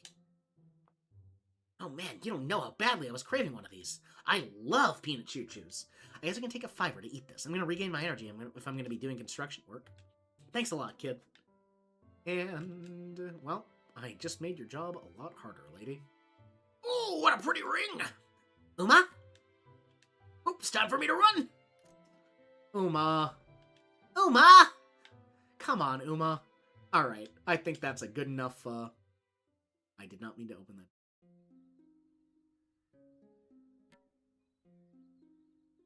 Alright. I think we will confront this. What the heck, Tony? Get out of our crops! Stupid labels. I'm just looking for something I lost. I'll go wherever I want. Tony's a bear. Can you believe that, Tony? My poor turnips. He's destroying my garden. Someone needs to talk to that bear. He has such a bad attitude. This is the third time this week. I'm starting to get worried. I volunteered to talk to him, but Winston up there won't make us a boat to go to Tony's Island. Hey, you guys are new around here. Maybe Winston would be willing to help you out. Yeah, will you talk to him for us? Ask him to make us a boat. Winston? You don't know Winston? He's the guy standing over there by the tent. Please talk to him for us. It's a matter of life and death. Well, live and dead turnips, anyway. Okay. Thank you. Alright, with that being said, after I've triggered 3 events I didn't intend to trigger, we're going to save, shut our game down, throw our back music on. Whew! Alright, study of Jacob today. Nothing huge left out of the text to me like it did kind of in the previous study, but I do really think there is something to be said for the passivity of Isaac, for the... Where is my... we see Isaac as an individual that is conflict avoidant. He did not say a word to his father as he was tied down to the altar. He did not pick a fight with the Philistines. He pulled actually an Abraham and lied about his wife so that he would not potentially have conflict with Abimelech and his people. So we see Isaac being a conflict avoidant individual, and I think if we carry that understanding into the narrative of the stolen blessing, that helps us potentially understand the tension between Isaac seeming to know that something is going wrong, but giving Jacob the blessing anyway. Other things we pulled out there is that Jacob is not signed on with the story, right? He says, the Lord, your God. Jacob, for whatever reason, is not on board with the idea that he is the inheritor of the promise that God gave to Abraham and then to Isaac. And then finally, I think we saw that because Isaac did not take charge, because Isaac was not looking to engage in conflict or we even see Isaac kind of has might say Isaac has a bit of a passive faith. We see Rebecca fill that void, and we see Rebecca giving Jacob a way forward of deception, a way forward that ultimately got Jacob the blessing that Rebecca knew Jacob was to get, but it was through deception. And we are seeing the consequences of that with Esau out to kill his brother. And Jacob now must flee across the freaking country to get over to Laban, where he'll have quite an interesting showdown. And yeah, we'll be picking up with that character study and more Rakuen on Thursday evening at 6 p.m. Central Time. That is Thursday the 16th. I'm looking forward to it, and also like I'm looking forward to more Rakuen. This game is delightful. It's a game very clearly about doing good, going out and making things better, helping people, helping those who are helping those who are less fortunate, helping each other with the talents that we have to help each other, which is, I mean, that's the story of the kingdom of God, people. So I'm having a blast with that as well. And then again, if folks have prayers, let me know. I'm gonna go ahead and kick off into prayer here. I will catch any requests as they come in, but I'm gonna go ahead and get us started. Heavenly Father, thank you as always for this time on the modern miracle that is the internet. Thank you for the ability to connect with people that we may never have connected with before. Thank you, God, for the availability of your word. Thank you for the narrative of Jacob, God, and the lessons we can learn from this deceiver, this trickster, this heel grasper. The lessons we can learn from his story as we follow him throughout his narrative, see the difficulties that his deceptions are bringing upon him, see what happens when he does not take hold of the narrative of the story of the promise that he's been given. God, it is fascinating to give this text the time to breathe, to take these stories that I have known my whole life and just slow down and go through them and treat these characters as the individuals that they are, God, and see what in their circumstances might have led them to these rather puzzling engagements, rather puzzling conclusions, and see what lessons we can take from that. Lord, as we go throughout our week, go throughout our days, I ever want us, God, to be focused on you, to be thinking high thoughts about you, to recognize your blessings in creation around us, God. It is a fantastic life that you have placed us here to lead, and I want us to be aware of that and respecting you and giving you the gratitude and glory that you deserve for creation, for life, for all of the blessings, all of the gifts we come across. God, I want to thank you for for the wonderful opportunity to always be thinking about you, always be talking about you, always have you on my mind, on our minds, God. Lord, I thank you again for this time, and as we go on, Lord, I just pray your blessings and pray that we have you in our hearts and on our minds. I pray these things, Lord, through your Holy Spirit within me, imputed in righteousness by the death and resurrection of your Son, Jesus Christ, in whose mighty name I commend these prayers to you, the Father, such that if they are your will, they be done.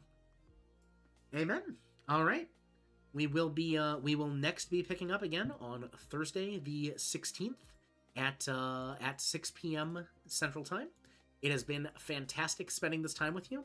And I hope to catch you again. Until next time, everyone.